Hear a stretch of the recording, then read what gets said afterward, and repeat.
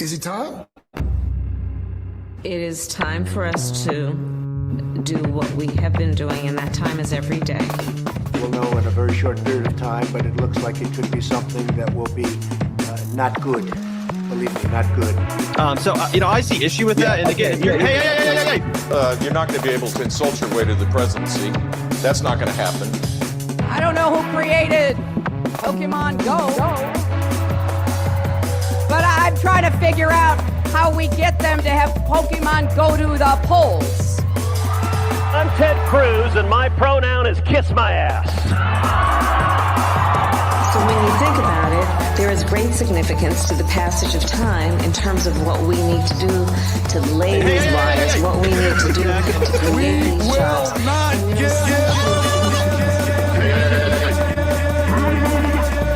America is a nation that can be defined in a single word. I was going to put him. Not good. Believe me, not good.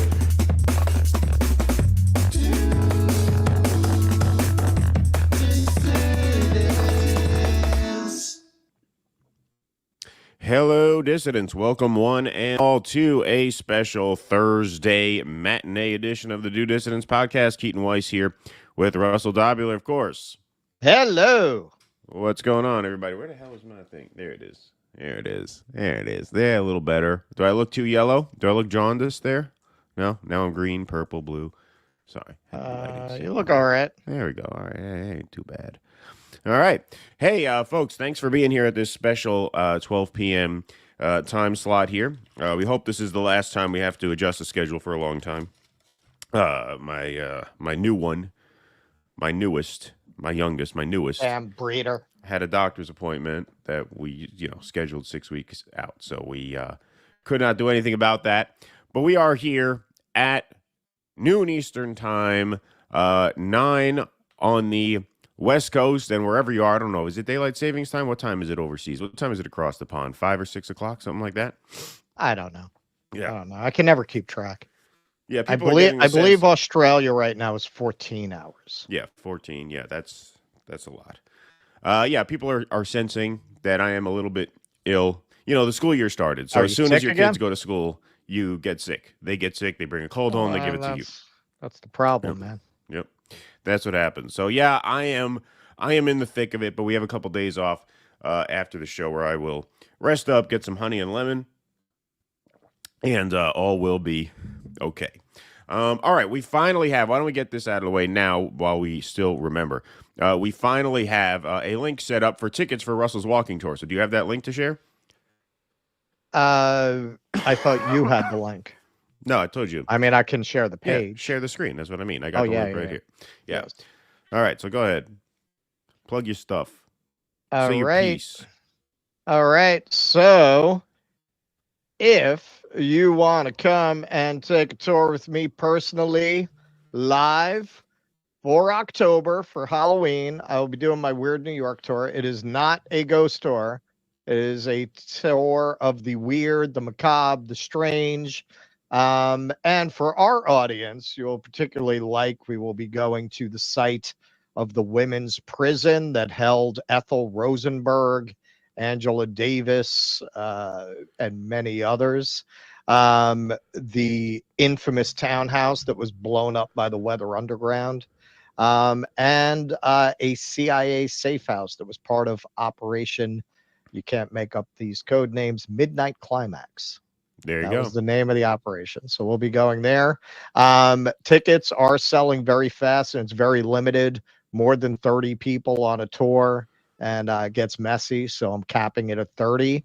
It's only 60 total tickets available for Friday and Saturday, the 25th and 26th. There you go. So dudissidents.com/tour and excuse me. There's some people saying videotape it. We are going to stream it live for patrons on the second night. So that would be the Saturday night. We will be streaming it live for patrons. So that's one more reason to become a cool kid and sign up, patreon.com or Substack or Locals. All right, folks, we got a full afternoon of programming for you today. Lots to get to. A lot of crazy stuff. This is kind of a weird show. This is the weird show. Cats and dogs and Biden living wearing together. a MAGA hat. Yes. And Elon and Dave Rubin and Taylor Swift. This is kind of a nutty program today. But let's start the insanity. Okay, so folks, obviously Tuesday night was the debate between Kamala Harris and Donald Trump. And the verdict is in that Kamala won on points. 63-37 was, I think, the CNN poll of viewers. They thought Kamala won, and I think that's kind of inarguable that she won on points, but it was not an earth-shaking debate. It was not a game changer. No one had a meltdown.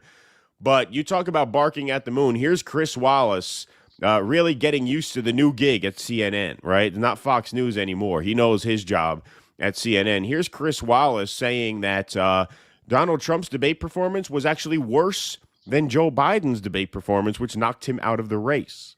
Didn't think I was ever going to witness a debate as devastating as the one that you and Dana moderated back in June, where Joe Biden basically tanked his reelection campaign. I think tonight was just as devastating. I think that Kamala Harris pitched a shutout. On almost every subject I can think of, she shut Trump down on abortion. She shut Trump down on January 6th and democracy. She shut him down on national security and turned to the former president and said, the military leaders who served with you think that you're a disgrace. And then, as Dana mentioned, very powerfully at the end, made the point that she is the candidate of change. We need to turn the page from a decade of division and polarization. On substance, I think she pitched a shout out, and I think she did on style as well. Okay, so you heard that right. You heard that right, that this debate performance from Donald Trump was just as devastating as the debate performance that literally knocked the presumptive nominee and incumbent president out of the race. This was just as devastating a blow. Wow. You talk about barking at the moon. We have that sound drop, don't we? That is how you get a job. That's how you get a job, and that is how you keep a job. Yeah. This is, look, I mean, these things, I increasingly, as time goes on, I just don't even understand what the purpose of having these people opinionate is. Everyone knows that they're bought and paid for. Everyone knows that their analysis really has nothing to do with cogent, coherent facts. You know, it's not about facts or analysis. You're not going to learn anything from listening to these people. It is purely, it's an entertainment product. This is for people who get gassed up by hearing things like that. Yeah, you see, did you hear what Chris Wallace said? He said that there was one. Well, that's why it's barking at the moon. Yeah, that's why. That's where that phrase comes from. Yeah. Yep, that's who that is who it's for, and nobody else. And as you can see from the ratings, this is the bright side. There are not a lot of our countrymen and women who are really interested in listening to that. Just amazing. This for a very, very small slice of the electorate. Unfortunately, they disproportionately vote the people who want to listen to this shit. Yeah, and their eyeballs keep these media networks, unfortunately, relevant, right? That is the other part of this, right? And so you have to obviously take them more seriously than you should because of that. They actually influence the discourse much more than they actually should. But the other point there is he says, she crushed him on abortion in January 6th. I mean, she crushed him on what? The two issues that everyone who has those as their top issue is voting for her anyway. Like, what do you mean? Like, it's anyone literally who cares. It was an MSNBC level of cope there. Like, yeah, she really threw the red meat to the people who wouldn't dream of not voting her anyway. It was a home run. It was a shutout, and it's more devastating than Joe Biden. You understand that is unprecedented to have an incumbent knocked out of the race because of a debate performance. You understand how crushing that was? That transcended a debate. That wasn't even processed as a debate, as you said very well. That was a news event. It was a news event. The fact that Biden was that bad, it wasn't that he had a bad debate. It's that he collapsed on stage. He could have collapsed at a rally and it would have been that bad. Like, that's how awful that was. You're saying that this is comparable to that? Man, you were dying to get that line in, and he was just going to get that in no matter what. Yeah, well, because the audience for CNN is very butthurt about their man being humiliated in a debate by Donald Trump. So they're dying to have that formulation that the scales of justice have been balanced back as they should be. And now the equivalent has happened to Donald Trump. Right. Now Trump has been put in the position he should have been in that debate. But Joe Biden, well, we don't want to talk about that.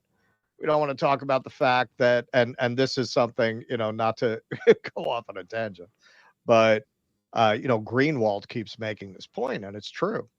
The fact that the country is still running pretty much the same tells you how much of a figurehead the presidency has become. Right. Like, what difference does it make? Clearly, we don't have a president right now. Right. There is no president. And what's the difference? No, there's no difference now, and there won't be any difference if/when Harris wins, right? I mean, they are the same in that way. Harris has more presence than a man who is collapsing at the seams, but not much more. Not much more. I mean, she is pretty much running as a generic figurehead for the government that stands in back of her. No one believes that she has any real convictions whatsoever. No one believes that she actually has any sort of original thoughts. She just put out her policies on her website, I guess, a day before the debate, probably in case Donald Trump made that point, which, this way he can't say I have no policies on the website. That's probably why she did that. But no one actually believes she stands for anything, just like no one believes Joe Biden does. Right. And so they really have jumped the shark in the sense that this does really reveal that the president doesn't run things. Well, but you know what? Joe Biden does have some convictions. They are subject to pushback from the people who actually run shit.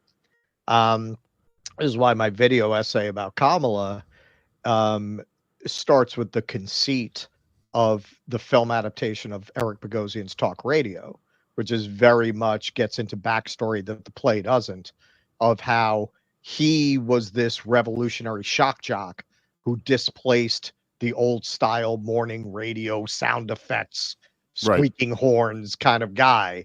And he was the new edgy thing that displaced that much more innocent kind of morning radio. And then at the end, he's displaced by something that is horrific to him, that pushes that envelope even further. I think that is a very good metaphor for the Biden Kamala declension. He has some beliefs. He has some actual political beliefs. But he represents a transition to president as pure figurehead that she is the apotheosis of, where now you're at a point where like this person has no real past, has no real personality, has no real substance at all. Not even enough. Like, you can't imagine Kamala even really caring when they tell her, no, we don't like that, do this. Whereas you imagine Joe Biden at least feeling a little castrated by it. You get the sense with her, it's just going to be, you tell me to jump and I'll say how high. Right, exactly. All right, we got Michael Castillo in the YouTube chat for $100. Let's get a cowbell out for Michael Castillo. Damn, Michael. Lovely way to start the show. Thank you, Michael. Appreciate that very much. In remembrance of 9/11/01, 9/11/2012, Dick Cheney, George Bush, Barack Obama, and Hillary Clinton need to be in prison. Thank you, Michael Castillo. Appreciate that very much. JM, thank you for the $2 and the thumbs up. Appreciate that. Eric Cousseau, the metric of who won the debate, who was more for warmonger and pro-genocide. The judges are not the people, but the corporate elites. Surprised, no debate on what's going on. Come on. There we go. Sorry, Eric Cousseau. Surprise, no debate on who will bring more joy. Thank you very much, folks. We got 1,100 in the YouTube chat, 865 strong in the Rumble chat. Let's smash that like button here. We're at a different time today, so let's smash the like button and work that algorithm and get a crowd in here. All right. Continuing with some more election updates. On the night of the presidential debate, Taylor Swift made it official, posing decent troll move there. I'll give her that with her cat. She writes, like many of you, I watched the debate tonight. If you haven't already, now's a great time to do your research on the issues at hand and the stances these candidates take on the topics that matter to you the most. As a voter, I make sure to watch and read everything I can about their proposed policies and plans for this country. I doubt that. I somehow doubt that, but okay. Yes. Recently, I was made aware that the AI of me, quote unquote, falsely endorsing Donald Trump's presidential run was posted to his site. It really conjured up my fears around AI and the dangers of spreading misinformation. It brought me to the conclusion that I need to be very transparent about my actual plans for this election as a voter. The simplest way to combat misinformation is with the truth. So that's another decent troll. She's saying, look, I might not have made this endorsement known if you didn't pretend that I endorsed you. I will be casting my vote for Kamala Harris and Tim Walz in the 2024 presidential election. I'm voting for Kamala because she fights for the rights and causes I believe need a warrior to champion them. I think she is steady-handed. You mean like locking up the blacks? Is that what you believe? Well, I mean, look, she did a lot of that. She did a lot of that. She's got a lot of reading to do. She probably hasn't gotten to that yet. You know, she reads everything, so she'll get to that. She'll get to that, and we'll see if she takes it back. Keeping people on death row who might be exonerated by DNA evidence by fighting against admitting that evidence. Yeah. Is that what she means? I didn't know Taylor Swift had such a strong position on executing the innocent. Is that? Does she have a song about that? I don't know her catalog. I think she's a steady-handed, gifted leader, and I believe we can accomplish so much more in this country if we are led by calm and not chaos. I was so heartened and impressed by her selection of running mate Tim Walz, who's been standing up for LGBTQ rights, IVF, and a woman's right to her own body for decades. I've done my research. What's a little genocidal intent up against that? I've done my research, and I've made my choice. Your research is all yours to do, and the choice is yours to make. I also want to say, especially to first-time voters, remember that in order to vote, you have to be registered. I also find it's much easier to vote early. I'll link where to register and find early voting dates and info in my story, which is her bio. That's the Instagram version of a bio is your story, so the whole link in bio thing. With love and hope, Taylor Swift, childless cat lady. Obviously, that's what this photo was in reference to here. Some people want to pretend that this country has not fallen as far as to the point where her endorsement would make a difference. But I assure you, folks, it has. And I've been on this beat for a long time. More than 337,000 people visit Taylor Swift's link to register to vote. Taylor Swift's endorsement of Vice President Kamala Harris for president may boost voter registration beyond Democrats', quote, wildest dreams. The General Services Administration, which oversees the website, confirmed to NBC News that as of 2 p.m. Eastern on Wednesday, 337,826 people had visited a custom URL that Swift posted on Instagram when she announced she was endorsing Harris. The custom URL directs people to vote.gov, a website that helps visitors register to vote in their states. The site also breaks down Americans' voting rights, explains election processes, and provides a roadmap to frequently asked questions. Swift's Tuesday post, which has gotten more than 9.6 million likes, urged voters to do their own research and remember to register. In a boost to the Harris campaign, Swift unveiled her endorsement to her massive Instagram following of 283 million accounts after the debate. Now, folks, like I said, there's been some debate here. You have, a lot of the Republicans are trying to say that this endorsement isn't going to matter. And, some people, even in our space, are in denial about the fact that her endorsement means something. And I have to give you a word of advice here, which is you have to just let go. Let go of your hopes for this country. Let them go. Let them go. You don't need to be. This is not a reason to be depressed or anxious or upset. Keaton is really the hospice care center of America. Don't make me laugh too hard today because I have a cold. I'm liable to have a coughing fit if I laugh too hard. But yes, let it go. That doesn't mean we don't care about each other. Doesn't mean we don't do mutual aid. Doesn't mean we don't organize unions. Doesn't mean we don't protest war. Doesn't mean we fight to make our lives and the lives of our friends and neighbors as good as it can be. But as an entity, as a political entity, as a thing in history, the country is done. It's finished. A country that has been swallowed by corporations and stands for nothing, in that kind of country, it makes absolute, total, and perfect sense that Taylor Swift would achieve that iconic status. She makes perfect sense as an icon in 2024, just the way Bob Dylan made perfect sense as an icon in the 60s, right? Just the way Michael Jackson made perfect sense as an icon in the 80s. Taylor Swift is an icon.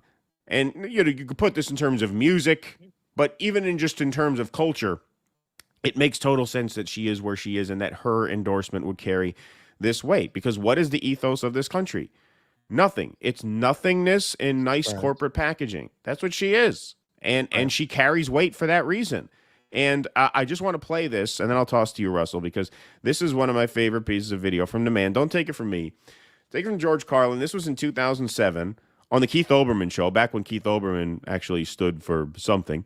And here he is saying this 17 years ago. 17 years ago.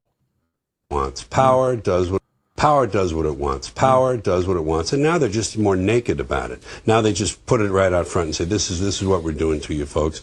It's this country's finished. It's been sliding downhill a long time, and everybody's got a cell phone that makes pancakes, so they don't want to rock the boat. They don't want to make any trouble. People have been bought off by gizmos and toys in this country, and no one questions things anymore. Seriously, that's what I love about your show. I mean, you bring the before we get into that. So that part is admittedly dated. That part is admittedly dated. If he were alive today, he'd be coming at Olbermann harder than anyone. Yeah. Okay. So that part is dated, but the first part, what we just played, talk about being ahead of your time. That was in 2007 when phones weren't even that great. That was back in the flip phone era. He says people have been bought off with their phones. That is true 1,000 times over now. And he's absolutely right. That's what the country has become. So in a country that has just been bought off, in a country whose population has been bought off to basically sleepwalk through their own downfall because they could do whatever they want on their phone 24 hours a day, 7 days a week, all day, every year.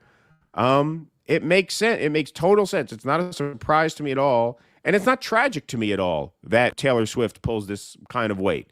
This is capitalism run amok. She is the end stage capitalist superstar. This is what a cultural icon looks like when money has swallowed any sense of meaning that a state could possibly represent. And so there you have it. Taylor Swift comes out for Kamala Harris, and instantly more than 1/3 people visit that link to go and register to vote. So yes, it does mean something, and it's okay that it means something. It's okay that this country is on its way out. There's nothing at all to be it is nothing to be upset about. Death is just a transition to a new stage of life. Listen to Keaton. Yeah. Listen to Keaton. It's okay. It's all right. It's all right. Go into the light. Okay. Go into the light. Go into the light. Stop fighting it. Stop fighting it. All right. So when I was watching the debate, I did make the reference because it's such a common reference. But honestly, unbidden, I kept thinking of Idiocracy. It really is Idiocracy. You saw it in the conventions.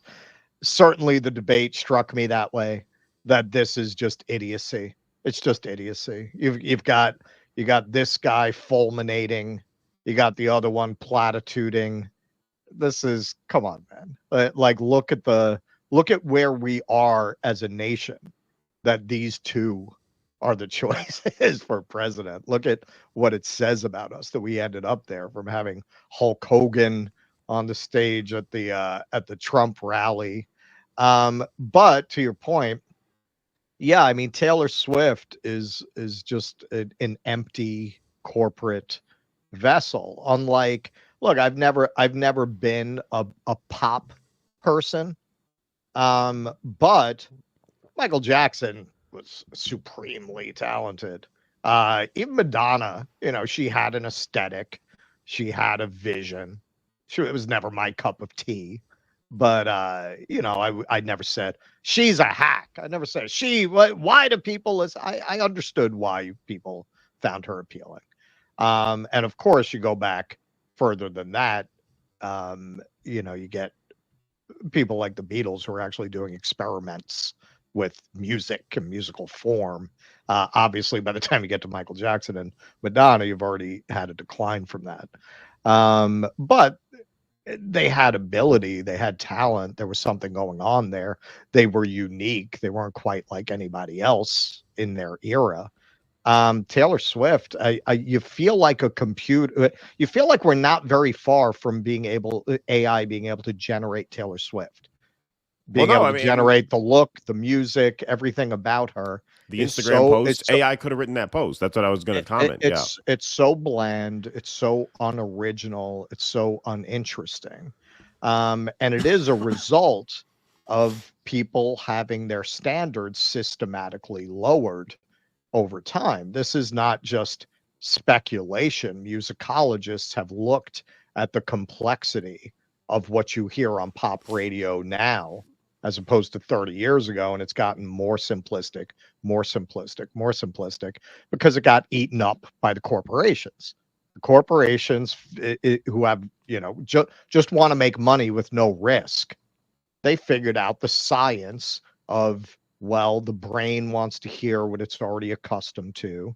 So if you have these hooks that are just like other hooks people have heard, and then you just put it in an appealing package, that's really all you need to do. You don't need to take chances on a Jimi Hendrix.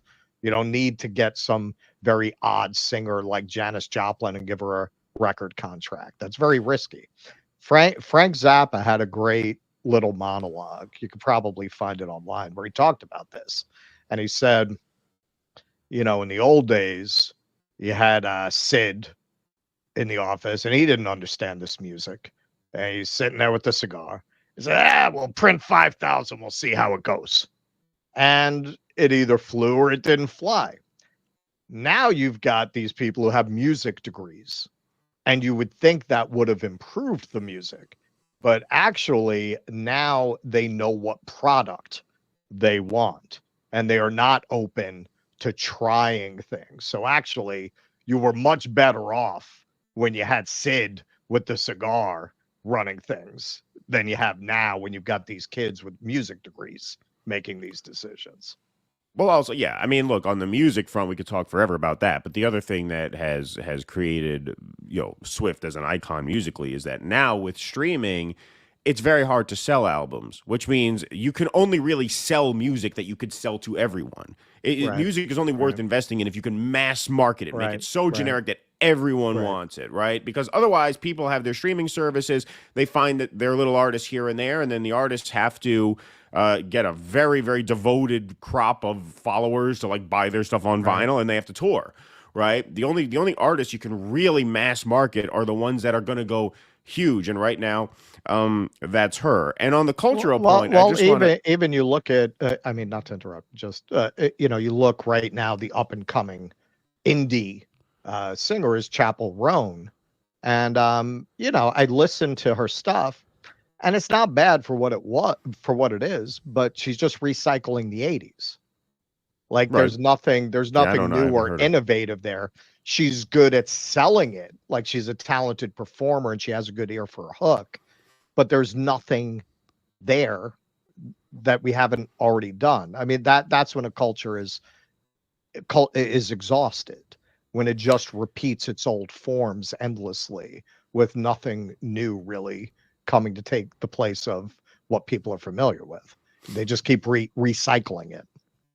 Yeah. I mean, I haven't heard who you're talking about. I haven't even heard of her. But on the cultural point and on the, sort of disengagement point, when I say let go into the light, I'm talking about very specifically in the context of this presidential race. I don't mean stop caring about everything. If I meant that, we wouldn't be doing this show. No, we should be organizing workers. We should be organizing strikes. We should be protesting genocide. We should be boycotting Israel. We should do all those things. We should care very deeply about doing all those things. We should build mutual aid networks to take care of each other. We should still care about the world and our place in it.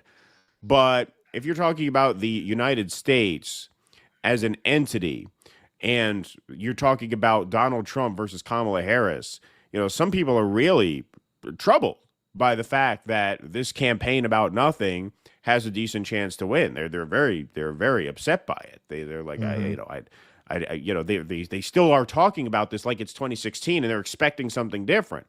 I'm saying stop expecting something different. George Carlin saw this 17 years ago. That was pre-Obama. He saw this.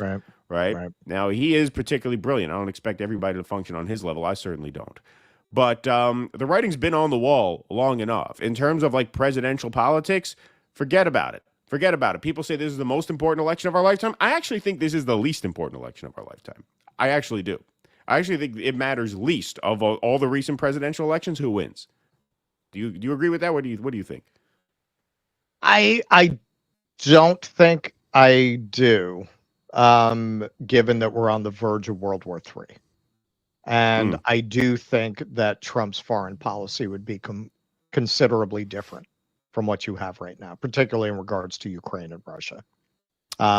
So on that level alone, when you're talking about, say, nuclear holocaust, I can't say it's we are closer to that than we've been since the Cuban Missile Crisis. I don't think that's hyperbole. So yeah, I'd say it's consequential on that level. In terms of the trajectory of the country, are either of these administrations going to change that trajectory or drastically change public policy? No. But given the whole nuclear holocaust thing, I'd say it's pretty consequential. I was going to give you... Oh, there you go. Good point, Charles, yeah. Good point, Charles, yeah. There you go. All right. Okay, we are going to move on to part B of this story. Okay, so we know that Taylor Swift made her endorsement of Kamala Harris official on Tuesday night as the presidential debate came to a close. And, there were various reactions to this. Obviously, there was celebration on the Democratic side. There was some denial and cope on the conservative side about the impact that this would have. We got into that in our last piece. But one notable response was Elon Musk. Fine, Taylor, you win. I will give you a child and guard your cats with my life. This is going to be clipped separately, so in case anybody's watching the clip version and they didn't see our previous segment, when Taylor Swift endorsed, she obviously signed her endorsement, Childless Cat Lady, and posted the photo of her holding a cat as a sort of added troll. So that's what that is in reference to. So, a bit of a creepy reaction here. Not at all creepy, Elon. Not at all creepy. I will impregnate you and guard your cats with my life. So, pretty off-putting, but, his pal Dave Rubin gave him the old yes and. This is one of the best yes ands we've ever seen in terms of being a good improv partner. In terms of the substance of what he's saying, well, he'll set this up and then deliver the punchline. This clip went pretty mega viral for reasons that you'll see. Talk a little bit about how this fits into the pop culture part of this, because the pop culture is a huge driver of the cultural narrative. Well, here's the tweet from Colin Rugg about the Taylor Swift thing, and we'll get back to it in a second. So as we referenced before, Taylor Swift endorses Kamala Harris on Instagram after the debate on ABC, proudly calls herself a childless cat lady. Elon Musk, who they hate, he saw that, and he wrote this: "Fine, Taylor, you win. I will give you a child and guard your cats with my life." So he's mocking, he's exposing the ridiculousness, right? It's like, Taylor Swift, you are a young, pretty girl. Do you know what the gang members from Venezuela do to young, pretty girls? Ooh. Talk about a yes and. Talk about a charmer. Yeah, that's exactly what he's saying. So you're going to respond to Elon Musk's creepy suggestion of inseminating a pop star half his age by talking about Venezuelans sexually assaulting her? Yeah. That's where you're going with this? I don't know why that whole the right wing is weird thing is sticking. I don't know why they're gaining traction with that. Well, look, this is why you guys get blindsided by these election results in recent years. In 2022, this is why Kamala kind of caught up to you. This is a race that should have been over and done with, open and shut. I mean, this was Trump's race to lose from day one. People don't like you. Like, normal people don't like you, and this is why they don't like you. Yes. Like, people do not like people who say things like this, who say to a beloved pop star, right? You could lament the fact that she is a beloved pop star, but I mean, she seems like we just did without ever intimating sexual assault as a reasonable consequence of her existence. Yeah, exactly. And look, especially like Taylor Swift. I mean, I think it is a sign of American decline that she is where she is. I mean, she seems like a nice enough person. Like, people tend, like, she's not objectionable in any way. And so when you follow up a tweet where the world's richest man saying, basically, I will give you children if you rescind your endorsement, is the subtext of that. You follow that up with Venezuelan gangs are going to have their way with you if Kamala wins. Yeah, this is why you guys are repulsive. You know how the libs don't understand that they're repulsive to most people? Well, you guys don't understand that you're repulsive to most people because of things like this. Now watch how he follows this up. This is amazing. This is how tone deaf. You're getting my natural reaction because I haven't seen this. Oh, you haven't even seen this? Oh, wow. Okay, so this is how absolutely oblivious to how repulsive he is. This guy actually is. Pretty girl. Do you know what the gang members from Venezuela do to young pretty girls? It ain't pretty. So what do we have to do? We have to keep finding each other to whatever extent we can. We have to keep waking people up. It is the only chance we have in these remaining 60 days. Waking people up. Wait, that's how you're going to wake people up? That's how you're going to win people to your side? By saying, hey, you know, Taylor Swift, these gang members do really nasty things to pretty girls like you, so maybe you should change your mind and endorse Trump. You really think that's like political outreach? We have to just keep getting out there and doing the work and talking to people. You sound like a deranged creep right now. You sound absolutely unhinged. And you don't know how unhinged you sound because you're in an online echo chamber. This is why we're going to launch our Touching Grass podcast probably next year, right? Because people have to understand the world is not your Twitter, followership. The world is not the chats on your YouTube show. Like, normal people see that and are repulsed by it. Like, you do not reach normal people like that. Listen, we haven't really talked very much about this because we've tended to be very focused on the sins of the liberal class and the repulsive qualities of the liberal class, because that's more our milieu. It's more our people. They're more adjacent to us. So our focus has always been on criticizing our own side, so to speak, or to point out that a lot of people that are identifying as left are not actually left, and making the point we don't want to be associated with this. So we haven't really focused in on this kind of thing. It's kind of like not being our beat. But I got to say, you look at a lot of this rhetoric, you look at this whole movement such as it is, and it is a movement of broken man children. And it really does make me think of what, ironically, somebody who's very prominent in that space said, but wisely on that occasion. Jordan Peterson, I've quoted this before. He said, if strong men frighten you, wait until you see what weak men are capable of. Right. And that is what I see in this. This is a philosophy, an ideology, a language of weak, broken men that didn't have any male role models, that are hurt, that don't have any sense of direction, that this kind of rhetoric appeals to. You want to see right here how much what Peterson said there applies.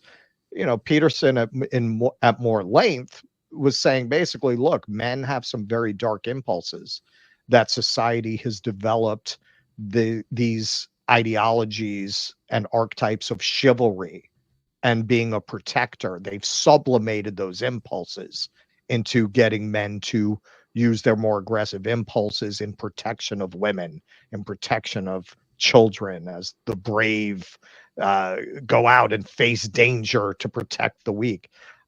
You strip all that away, and then you get men who are going to listen to a creep like this talking about sexual assault as a consequence of having the wrong politics, and say, yeah, that's right. That's men that never had fathers. That's men that never had role models. That's men who grew up in a world without real men to guide them. That's the only way you could get to thinking somebody like this, or Elon Musk is somebody to look up to. These creepy fucking weirdos, man.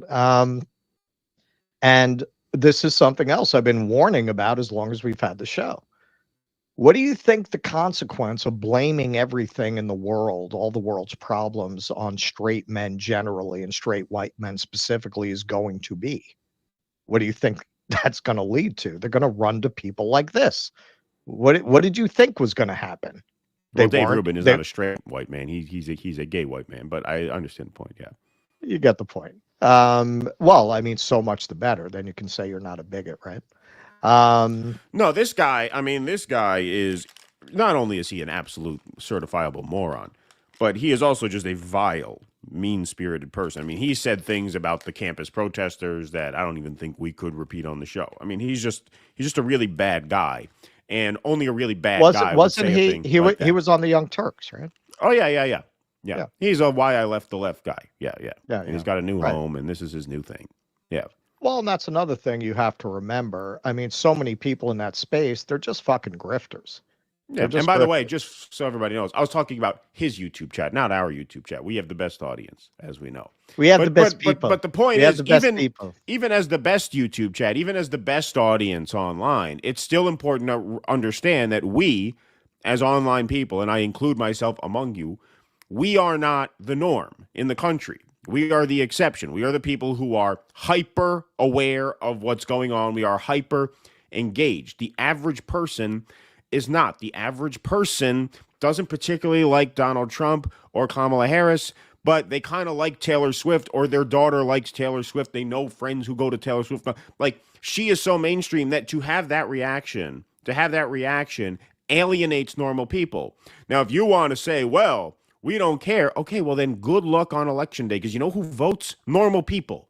You have to, like, if you're going to compete in that arena, you have to be willing to compete in that arena, right? Like, if you want to win a majority of votes on election day, you're going to have to rein in the Venezuelan gangs are going to rape Taylor Swift if she doesn't change her mind. Like, you're going to have to tone that down.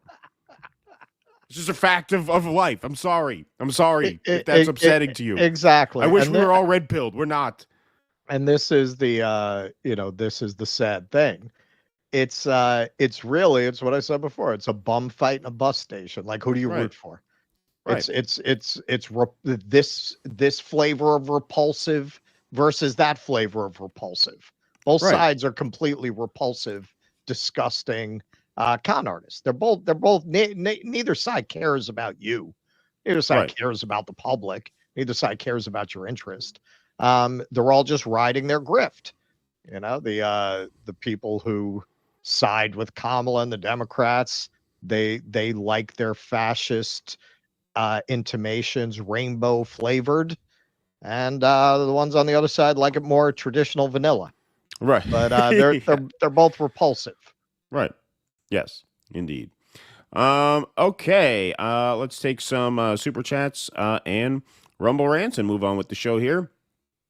Sorry, we already got that one, Eric Cusso. Appreciate that. I would make a snarly comment using one of Swift's songs, but I don't know a single one or care to. Yeah, it's the thing. I can't even quote really any. Make America metal again, says Eric Cusso. There you go. Thank you very much. Let's go to some super chats over here on the YouTube side. Gorgeous Mayhem, thanks for the $5. Biden's dementia is why he put on MAGA hat. Biden trolling Dems because he's mad at them is why he put on the MAGA hat. Which one? Well, I got my theories. We have our theories, and we're going to get into that next. So thank you for the $5. Chris Wallace may need a brain scan. Thank you for the $2. Cool Blue. E, thanks for the $5, says Taylor Swift is the new George Clooney. Yes, in a way. I kind of see that. I mean, I think Clooney's probably a bit better an actor. He had better taste in material than she did, you know. He's actually talented. Yeah, and he like made some stuff that's like memorable, you know. Right. Yeah. Jenna Tillis, I love her song about urinals too. Shake it off. That's good. I like that. Barry91, thanks for the $5. Keaton's morning radio voice today is on point. Hashtag transgender illegals in prison for Kamala. That's a good hashtag. Thank you. Appreciate that. Mr. Natural, thanks for the $5. I'm tired of silver spoons fed celebrities telling us who to vote for. Thank you, Mr. Natural. Appreciate that. Cool Blue, thanks for the $4.99, says Russell and I are about the same age. Perhaps he understands when I write, thank goodness my dead relatives are not suffering this period in history. Do you understand when he writes that? I mean, I take it as just a general observation that, people say, "Oh, well, people always think things were better when they were young," and that's true as far as it goes. But sometimes it's actually true on the merits. This is a case where there was a technology introduced between our youth, if you're Gen X, and now that changed the world so drastically that it's not just a simple matter of, oh, the music changed. It's really, yes, things are palpably worse than they were. I mean, by the numbers, economically, culturally, things are just Oh worse. yeah, I think that's absolutely true. And just to that point, because we got a couple people who tweeted at us because we put our reaction video to Trump's transgender illegals in prison thing on Twitter, which did very well. People got a kick out of that. It's impossible to watch that and not laugh.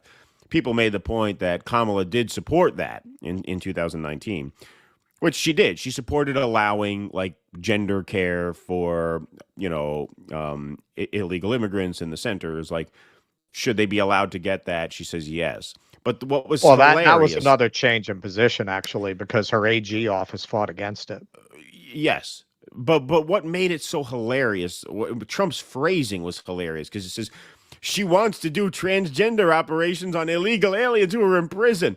Like, he didn't make it sound like she agreed that they should be allowed to do that. He made it sound like it was this big policy initiative of hers.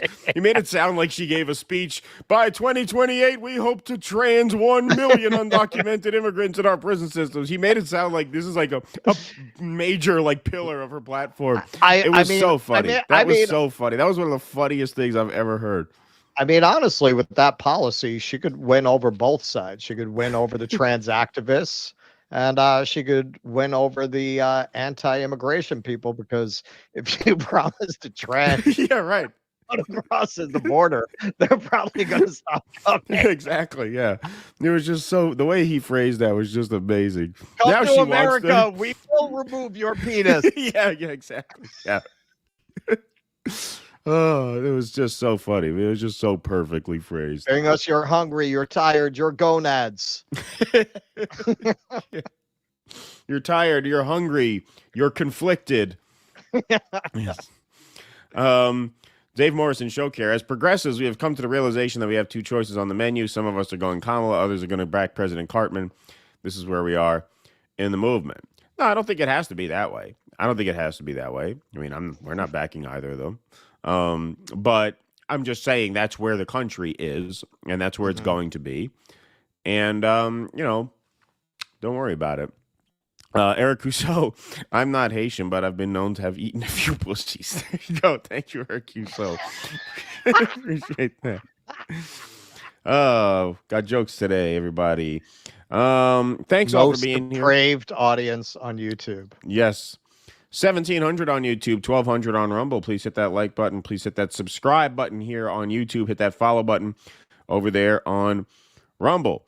Okay, folks, we want to give a little shout out to our friend Dan Richmond of the Hebe and Goy podcast here. Dan started the show. You all know Dan. If you're a patron, you know Dan pretty well. He calls in to the Q&A shows quite a bit. If you hang out for the Q&As, you know him. And he's got a YouTube show that he's paying us to plug, and so we're going to do it. If you need a break from politics, why not listen to two old dudes complain about everything from recreational nose-blowing to adult milk drinkers? For more info, search for Hebe and Goy where you get your podcasts, or go to hebeandgoy.com. You can also search Hebe and Goy on YouTube. Notice the hot dog Hebrew National font for Hebe, and then the mayonnaise font, the Hellman mayonnaise font for Goy. That's the kind of show this is. Very, very subtle, dry humor. It's a very enjoyable watch. I watch the show myself. I'm subscribed to the channel. So Hebe and Goy, A-N-D, not the ampersand for YouTube, obviously. So Hebe and Goy, put that in YouTube and subscribe and check out Dan's show. It is quite enjoyable, escapist fun from a guy who has a similar sense of humor that we do. So if you like us, you'll like Dan. Keaton is the little old lady in Poltergeist. All are welcome. Come into the light. We need that sound drop. Don't we have that sound drop? Do we make that sound drop? No, you're confusing. It was in my Acolyte video. Oh, okay. I thought we had. No, we don't have it in the soundboard. That would be a good one to do. Well, I could add it. I have the clip from that video. There you go. Nice. Gorgeous Mayhem, thanks for the $5, says, I'm going to see Opeth soon. One of the best metal bands ever. Growls are back, baby. Modern music sucks. A huge trans puss. Thanks, Gorgeous Mayhem. Appreciate that. You guys are spicy today in the afternoon. Giovanni Polidori, thanks for the $5 Canadian. Appreciate that. Okay. All right. Let's keep going here. What do we got next? What's next? Oh, this one. This is another fun one. Another weird one. The show keeps getting weirder, folks. Did you see this? The Trump War Room posted, thanks for the support, Joe. And there's Joe Biden in an unaltered photo. That's not AI. No, that actually happened. Joe Biden wearing a Donald Trump hat at a commemorative 9/11 event yesterday. So one of Biden's campaign higher-ups, Andrew Bates, wanted to clarify at the Shanksville fire station. This is where the United 93 plane crash landed. POTUS spoke about the country's bipartisan unity after 9/11 and said we needed to get back to that. As a gesture, he gave a hat to a Trump supporter who then said that in the same spirit, POTUS should put it on his Trump cap. He briefly wore it. Biden briefly puts on Trump 2024 hat at Shanksville 9/11 event. The Hill reported this. Biden put on the hat with a meeting during a meeting with community members that was closed to the press. A photo and a brief video of the moment quickly went viral among Republicans, including some who used it to attack Biden's mental sharpness and his support for Vice President Harris. So Benny Johnson tweets out what looks like more or less the full exchange here. After putting on a MAGA hat, Joe Biden told a group of Trump supporters, no eating dogs and cats. He is pretty snarky in this exchange. This is kind of funny. So we'll watch this. Presidential hat. Presidential seal on it. You want to autograph it? Oh, sure, I'll autograph it. Huh? Yeah. You remember your name? I don't remember my name. I'm slow. You're old part. You're an old part. Yeah, I know, man. I'm an old guy. And you're an old part, right? I know you would know about that. What? About being old. Oh, I know. All right. I'm a young timer. You know, he reminds me of the guys I grew up with. There was always one in the neighborhood. Yeah.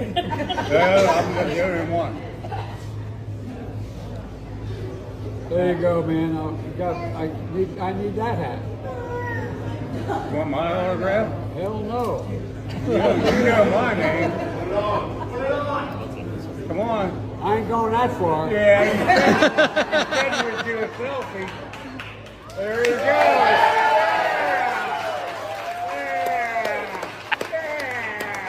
All right, now the fun kind of fan theory here, which I actually don't think is all that invalid, because he is the kind of like petty, narcissistic egomaniac who would do that as a passive-aggressive slight. This is why Biden on the Trump hat, and then he clips this part where Trump points out how resentful Biden is that he's not the nominee anymore.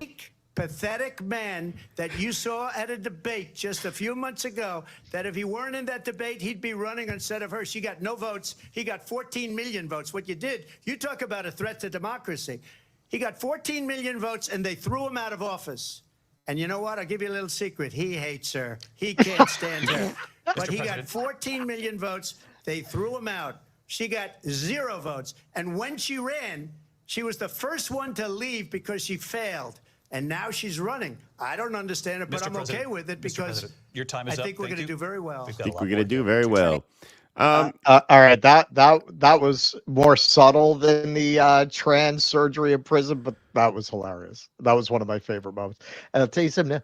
He hates her. He hates her. He hates her. Yeah. But okay, so we know that Biden was resentful about being forced out of the race.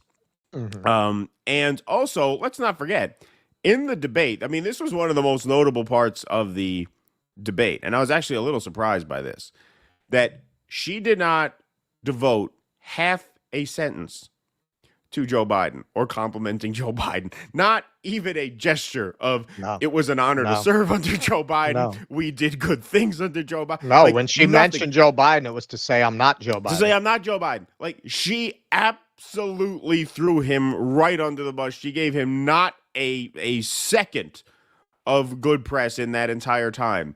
is he the kind of like Nixonian egomaniac that would just do that as a troll? Because even when like he says that even in advance of putting it on, yeah, I'm an old guy. I don't even know my name. I'm old, like sarcastic, like yeah, I can't run for president. I'm just the old guy.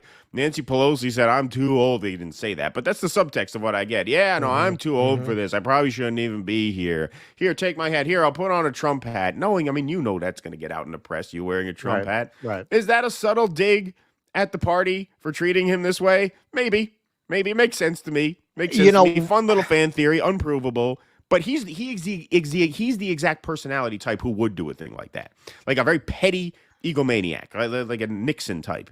You know, perfect guy, like the guy who would needle them that way. Well, he has very Nixonian resentments of having not gone to the right schools, and never having been taken seriously. He's like Nixon light in a lot of ways, Joe Biden. Nixon with less intellectual fiber. Nixon's resentments at least were based on something real. He actually was a very smart guy, evil but smart, unlike Joe Biden. I actually, watching the clip, this is one of his lucid moments. This is like when you go and you visit grandpa at the nursing home and you say, oh, this was one of his good days. Right. So he was clearly present. So at that point, it's not one of those, I don't know, which hat is this? You want me to no, wear it it? wasn't that he was confused. No, he was quite clear deliberate on what the hat was. So at that point, if you're acknowledging he knew that was a Trump hat and he put it on anyway, I would go with that theory. I would say he was totally trolling the Democratic establishment by doing that. Yeah, I think it was a little dig, especially the way he was dragged out. We know it's confirmed he's not happy about it, and the fact that they were just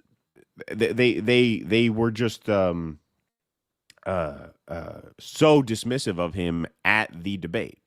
Like you'd think there'd be a line or two about it was an honor to serve with him and here's some of the good things we did. They didn't talk. You would not know she was the incumbent from listening to that. She talked about nothing that they did. Nothing. She talked a little bit about well, which is clearly, I mean, remember, she's not making any of these decisions. Her team said Joe Biden is poison. We are going to use this debate to distance you from Joe Biden and to establish you as a change. Right. That's what they did. And part of that tactic was not even the party line. Oh, the sacrifice he made for the country. We did that on the first night of the convention. We've got our handmaidens in the press. Anytime Joe Biden's name comes up, the next words out of your mouth have to be the tremendous sacrifice he made for the country. You have to reinforce that spin that he wasn't dragged out kicking and screaming. You don't need to do that. You don't need to do that. We have paid plants in the press who do that for us. Yeah. Yep. Exactly. All right, folks, we're going to move right along here. Eric Rousseau, this crap corporate music and art is a symptom of a declining America and its culture. Yes. Can I step away for a moment? Of course, sure. Yep. If Russell's going to step away, then I will sell some coffee. We're going to take a little commercial break here, folks, to get a word in about 1775 coffee. Have you heard of the recent advertising scandal? Well, I'll break it down for you. The CEO of Rumble, Chris Pavlovsky, recently released an email from Inspire Brands and Dunkin' Donuts. The email explicitly states the right-wing culture of Rumble is too polarizing. In other words, Dunkin' Donuts has a problem with the culture of Rumble and wants nothing to do with it. So here's the solution. Stop buying products that don't support free speech and start supporting brands that do. The competing coffee brand that we all need to get behind is Rumble's 1775 coffee. For a limited time, Rumble is offering buy 2 bags of coffee and get 1 free. That's buy 2, get 1 free. So go to 1775coffee.com and enter promo code Duncan. How's that for a troll? Rumble's troll game is very good. 1775 coffee, coupon code Duncan, DUNKIN, to get this limited time deal. All right. There we go. We will take some Rumble rants here and super chats. Exley Confidential, my 8-year-old wants Kamala to win because she's a girl, such as the rest of blue normies. Trump is actively trying to lose at this point. No fun poking the bear after the bear pokes back. Yep. I mean, that is a consideration that a lot of people don't want to admit they have to make when they're running a national campaign, but it's true. It's true. You don't get the electorate you want, you get the electorate you have, and if you're unwilling to adjust, you very typically lose. Yasim Miller, thanks for the $10. I've been following you guys for a little over a year, and in almost every program, you prove how sane and exceptional you are through your comments. My time has been very efficiently spent with you. Well, thank you, Yasim. That's very nice. That's very nice. I was waiting for the other shoe to drop there because you said in almost every program you prove how sane and exceptional you are, but today you suck. So let me explain why I am so disappointed with the recent turn the show has taken. Yeah, today's show blows. Right. All right, here we go. All right, so Peter Monahan, thanks for the $10, says, yeah, don't even get me on Taylor Swift. A lot of expletives there. That bitch, I've toured with her for 10 years at least, and yeah, F her and her tax write-off, the 2024 version of what NSYNC was culturally in the 90s. Yeah, Peter is I think you're a roadie, right? He's a roadie, right? You can still say roadie. Yeah. That's still a term of endearment. You have to be careful. You don't know what's... Roadie's not bad. So you worked with her. He's a roadie, yeah. There you go. All right. Michael Castillo, thanks for the $50. Let's get Michael Castillo a cowbell. Making it rain today. Thank you very much. Travis Kelce in the offseason signed a contract Girls with at the Pfizer. escort agency are going to be happy tonight. Travis Kelce in the offseason signed a contract with Pfizer. Sellout piece of shit. That's right. He did. RBGH fam. Trump was awful. Thanks for the $20. I personally will never vote for a Pentagon stooge, with which both may be, but Harris is obviously that. The RNC is just a flaccid party that should have wrote they would never be a part of a debate Disney hosts again. Yeah, I mean, that's the one thing is that, I mean, the moderators were really, just nakedly biased. Well, but if you keep track of the lib conversation, they weren't biased enough. Oh, yeah, no, the libs actually drove me crazy the way they let him keep lying. Yeah, no, they actually think that they screwed Kamala. That's real. Yeah. Yeah. Oh, yeah. No, I'm not kidding. No, that's real. I've seen it. Yeah. Yep. I've seen it. Yep. Because they live in a world where Kamala didn't lie about anything. Kamala never lied. Only Trump lies. Kamala, everything she says is true. So, like the bloodbath thing or the, what was the other thing? Dictator on day one thing. They don't know that that's a lie, that she should have been fact checked on if they were going to fact check at all. Right. There's an argument to be made. That's what CNN did. We're not fact checking. It's up to the candidates to know what they're talking about and know what's true and what's a lie. And fine. All right. That's valid. But if you're going to fact check one side, you got to fact check both. And yeah, they let Kamala get away with at least 3 or 4 big ones that they would have never let Trump get away with something that blatant on the other side. Yeah. No, the bloodbath. And they went ahead and, kept interrupting him. But on her side, they would never do that. And we know from our interviews with the women for Kamala in Chicago, the libs literally don't know what she lied about. Right. Like exactly. They would never bring up her prison record. No. They would never talk about it. No idea. Yeah, exactly. Yeah. So they had no real point of context. They had no frame of reference because in their mind, Kamala doesn't lie. There's no reason for them to interrupt her. Right. Okay, folks. This is a segment that I'm pretty excited to be able to do. This is a segment about Uber and about rideshare and about how Uber's new pay algorithm is basically this big anti-worker scam. And, a bunch of you guys sort of tweeted this at me, messaged this to me. See, this is what's cool. This is why it's better to be a class warrior than a culture warrior, because they send Russell the Nazi shit and they send me stuff like this. So, yeah. So it's nice to be able to do this story. So I'm going to set this up here. So More Perfect Union did an investigation. They put out a video where they had suspected that the reason why Uber turned profitable recently is because they changed their driver pay algorithm, and they suspected that drivers were getting shafted. And so one guy who has a website called the Rideshare Guy, which I've heard of, sent them an email in response to that video, and they did a subsequent deeper dive. And so here is some video from this. There's a decent amount here, but we'll let this play mostly through. Work. What I found? Are rideshare companies offering drivers different rates for the same work? What I found? Put the legality of this whole tech revolution in question.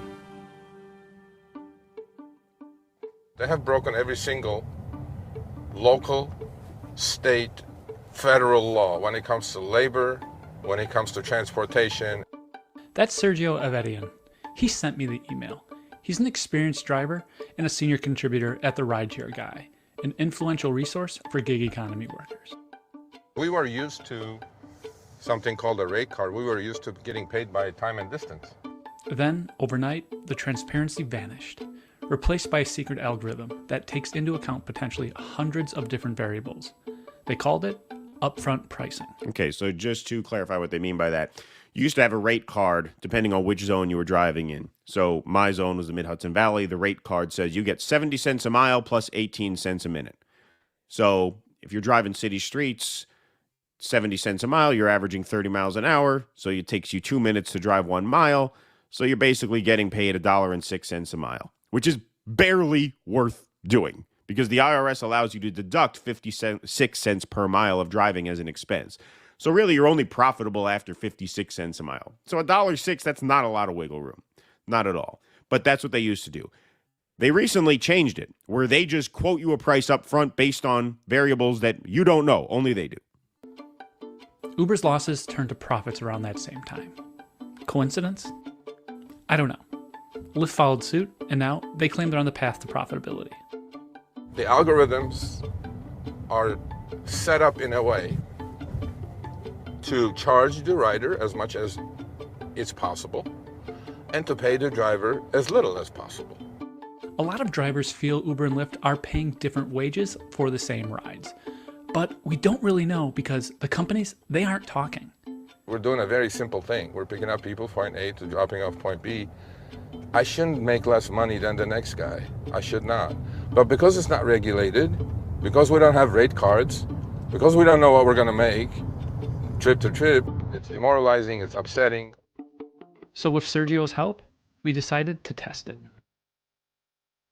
We called 7 experienced drivers to a high traffic area in Los Angeles with the sole purpose of testing if rideshare companies are paying different rates for the same rides.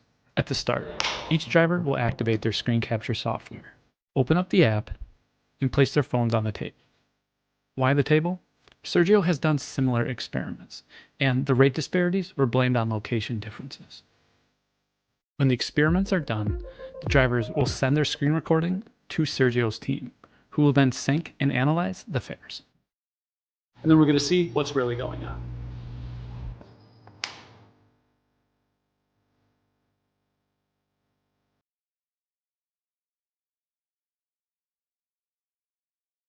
I want to know how many of these drivers got porn alerts on their phone during the screen recording. Right, yeah, exactly.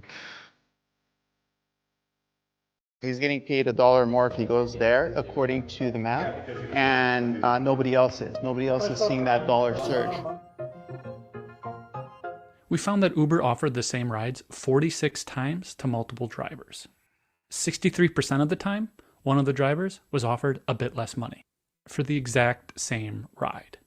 They want to make few pennies difference, and few pennies on 2.7 billion trips a quarter, which is from the last earnings report, is millions, hundreds of millions of dollars. Lyft was even worse. The price gap wasn't just a little off, it was a lot off. We saw differences of up to $3 to $4 after bonuses. And drivers don't know why one person gets a bonus and another doesn't. Well, that adds up like on 30 trips at $10 a day. That's $300 a month. Why should I get paid less $300 a month than the other guy? I contacted Uber and Lyft to see how they would calculate fares. Lyft, well, they never responded. Uber directed me to a blog post. When I explained the experiment's results, they replied by copying and pasting a portion of that same blog post. The section outlines different reasons drivers could see different fares. But we controlled for everything that we could. We called the drivers to the same space, placed their phones inches apart, had drivers monitoring incoming promotions, and constantly refreshing their screen. The only thing we didn't account for was any secret test Uber could have been running at the time, which we couldn't because the fare algorithm is secret and the test is secret. Uber and Lyft. Okay, so before we get into this next part here, I just want to pause there for a minute. What do I tell you about big tech, whether it's a platform like YouTube, Facebook, the arrogance and laziness of these people? So they have a journalist emailing them about shenanigans in their pay algorithm, and they do not even bother to craft a response. They copy and paste, generic pablum from a blog post to say this is what we do, knowing that this guy is probably going to try and nail them if he catches them doing something shady, which of course he now is. No, just copy and paste off of the blog, send it to him, get rid of him, fuck him, fuck them. Like, the arrogance is just unbelievable. Secondly, it was a little hard to cut in because the timing was awkward. They found a pretty consistent gender pay gap where the women drivers were offered less. Really? Now, is there an algorithm? Is the algorithm set to offer women less? Maybe. They may figure, hey, women on average are not as good at negotiation as men, right? They're more likely to take a bad deal than men, right? And so we can offer them less on average. You don't know that. You don't know any of this because it's all a secret. But obviously, the fares are generally based on mileage, distance traveled. And so the fact that they're all sitting next to each other on the table means there should be no difference in fare. And you used to have a rate card. So the fare was explained to you after the passenger got out of the car and you ended the ride on your app. You would get an explanation of why you were paid what you were. Okay, whatever, $2 base, plus, whatever, $3.50 for 4.5 miles plus X amount of dollars for time. It would all be added up. It would be an itemized breakdown. They don't have that anymore. Now, when you get a ping, it tells you where you are, obviously, where the pickup is, where the drop off is, the total mileage and total pay. And what I noticed, because on occasion what I would do is if it was a really slow day driving food around, I would turn on the passenger app just to see if there were any rides worth doing. I didn't accept a single one because the pay was all horrible. It's all much worse. Right. You get less than $1 a mile now. Now, after back when I did this full time, this was pre-inflation flare up, pre-gas price flare up. You're making less gross now than you were before inflation and before gas prices went through the roof. Like, at this point, I really don't know how you could do this full time, especially since the pay algorithm is secret. Now, hang on. Now you were still doing it part time through December, right? Through December when of last year? Yeah, I was doing it through December. Yeah, but food only. Food, you make more per mile. The passenger stuff I haven't done in a long time. But what I was saying is, on a slow day, if I wasn't getting food and I had the back seat empty, I would turn on the passenger app to see if any rides were worth taking, and they're not. They're horrible. Now, this next part gets into how these Uber drivers are classified as independent contractors, but with no control or even insight into how much they are getting paid. All right, so this is what this next part is. And the test is secret. Uber and Lyft classify drivers as independent contractors, not employers, a crucial distinction. As an employee, you're making money for someone else, which means benefits, protections, and a boss who can tell you what time to show up. But as an independent contractor, you're supposedly making money for yourself, with no benefits or protections, but freedom. You're your own boss. If these drivers are, as you say, independent, then they need to have true economic independence. We allege that the companies have denied them that economic independence, most importantly, by taking away their ability to set prices for themselves. But right now, Uber and Lyft set prices for riders and wages for drivers to maximize one thing: their own profits. Now, just a note here, they did beta test back in 2020, allowing California drivers to set their own rates. And that program was discontinued after 1 year because riders canceled more than usual, because they would book a ride and then the driver would quote them a price that they would think is too expensive, so they would cancel. Right. So there was a window of time where they tried that out, but they took that back. Now, that was back when you had rate cards. Now you don't even have rate cards. Now you just see the price they're offering you. You have no idea what that's based on. Okay, here we go. Drivers are left out. Uber and Lyft are saying we're not one company, right? We're just a platform, and all of our drivers are independent business people. Under our antitrust laws, they need to have the economic independence to set their own prices. We heard something similar at our roundtable discussion after the experiment. Every participant wanted to be an independent contractor. They liked the freedom. They also want Uber and Lyft to treat them like actual independent contractors. It's an important point. I've made this point when we've covered this topic in the past. Obviously, with the genocide going on, we haven't done too many rideshare segments recently. But I always said, the fight to classify them as employees is not necessarily the right fight. Most drivers don't want to be employees. They don't want to be told when to show up, what to wear, how long they have to be on a shift. Right. Part of the pleasure of doing this is the freedom to just turn on the app whenever you want, whenever you need a few bucks extra this week or whatever. The problem is not that they are classified as independent contractors. The problem is they're not being treated like independent contractors. Like, if you actually treat them correctly as independent contractors, they would like to be treated as independent contractors. The problem is Uber is not honoring that arrangement. Sorry, do you have anything? Yeah, that's really common to people with independent contractor agreements. Most of my work life outside of owning my own theaters has been as an independent contractor. As a horse and carriage driver, you're an independent contractor. As a tour guide, usually you're an independent contractor. Those are the better paying gigs. So that's mostly what I did. But none of them treat you like an independent contractor. An independent contractor, you're supposed to be able to pick and choose whether or not you want to work. It's not like that. I mean, in the end, with the horse and carriage, you had a schedule, man. You had to show. You couldn't just be like, no, I'm not. I don't want to work that's today. not it. Yeah, that's definitely an abuse of that arrangement. Yeah. But you're under an independent. Now with tours, you can turn them down. Right. But unlike Uber, it's even worse. Well, then you just won't work. They'll just stop calling you. They'll stop giving you a job. So you don't really have this flexibility as a rule. Usually independent contractor agreements are a way of getting around paying benefits and taking responsibility for the employees. That's really why they want that agreement. Independent contractor arrangements where they don't get pushback from the workers are ones like what I did, where what you're getting paid is good enough that you're not going to break balls about it. Right. And this is not even close. This is not to the that, case. as we will see. Yeah. Okay, so here we go. When I don't have a control over the pricing and you keep calling me an independent contractor, there's something very wrong with that picture. And for drivers dependent on the rideshare platforms to make a living, it's hard when you're making under minimum wage. Especially for people that do this full time. In California, they're working 70 to 80 hours just to put food on the table, which is really, really rough.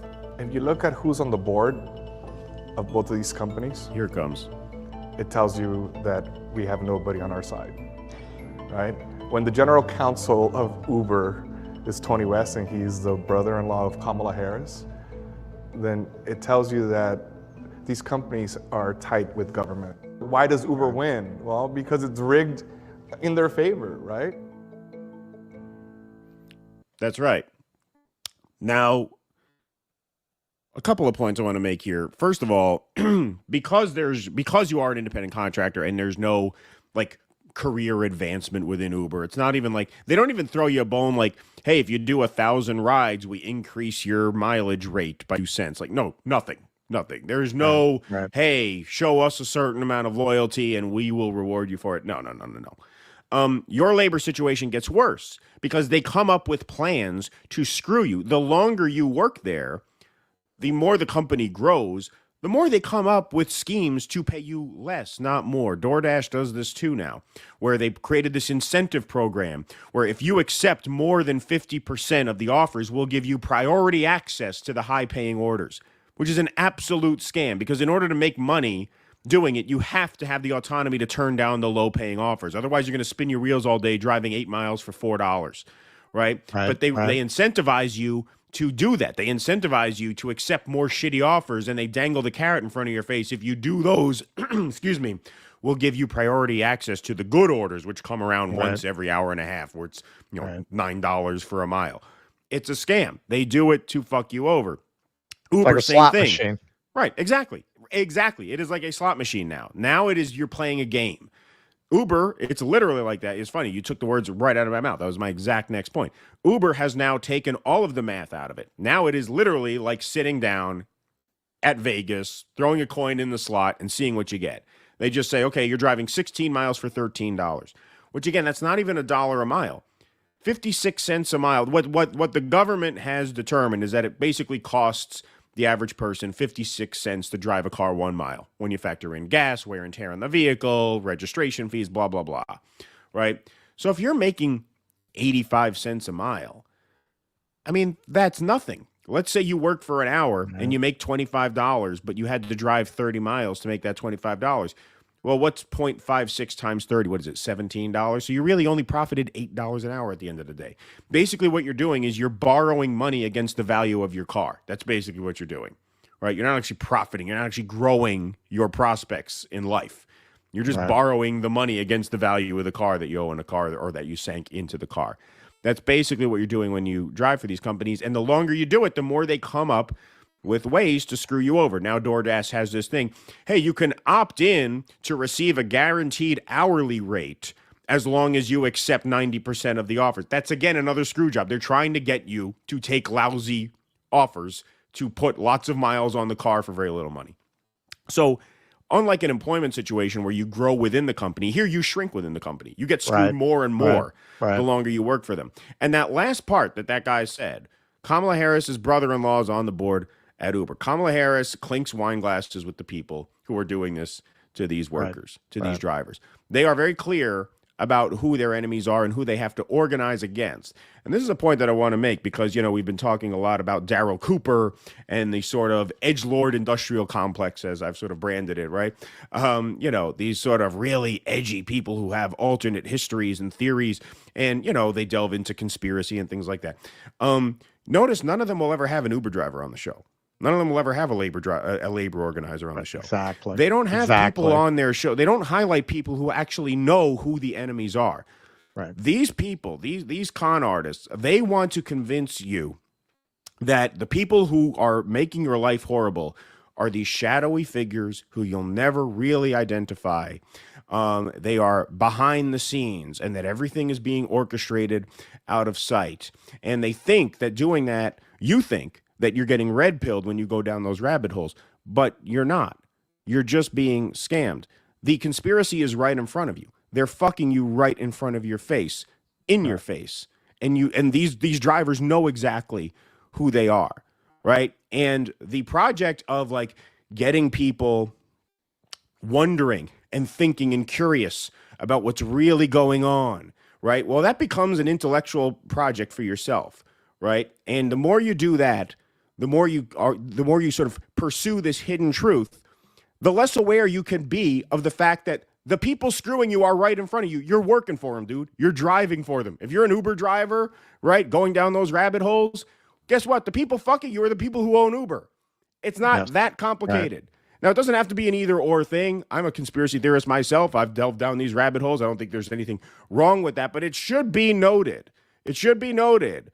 Tucker will not bring an Uber driver on his show. Tucker will not bring the rideshare guy on his show to talk about how they're getting fucked because they want to keep the CEO of Uber to confront him. Or the CEO of Uber. They want to keep the problem as abstract as possible. Right. Because it is not possible to fight an abstract enemy except for the project of strengthening yourself. That's why a lot of these guys, they hawk supplements. You watch the Alex Jones show, they hawk supplements, right? The project of fighting, how do you fight back against the shadowy force who's making your life horrible? Strengthen yourself, right? Eat red meat, get married, have children, lift weights, pray to God. And there's nothing wrong with doing any of those things. I do most of those things except for the last one. But that's not politics. That's a lifestyle brand. Just like the libs sell LGBT as a lifestyle brand, and that substitutes for like political conviction. It's the same thing. It's the same thing. People who ignore this, they sell lifestyle brand as a substitute for political thinking and political action. The action is right here in front of you. That Uber driver there, he was red-pilled. He was as red-pilled as he has to be. Kamala Harris's brother-in-law is tight with Uber. These people go to the same cocktail parties. They laugh together while their friends get rich off of us sitting in our car 12 hours a day, getting fat and sick off of junk food while we eke out not even a modest living. Some of them don't even make rent. So, I mean, you're struggling to keep up with, you're struggling to put food on the table, as he said. That's who's fucking you. It really is as simple as that on the surface level.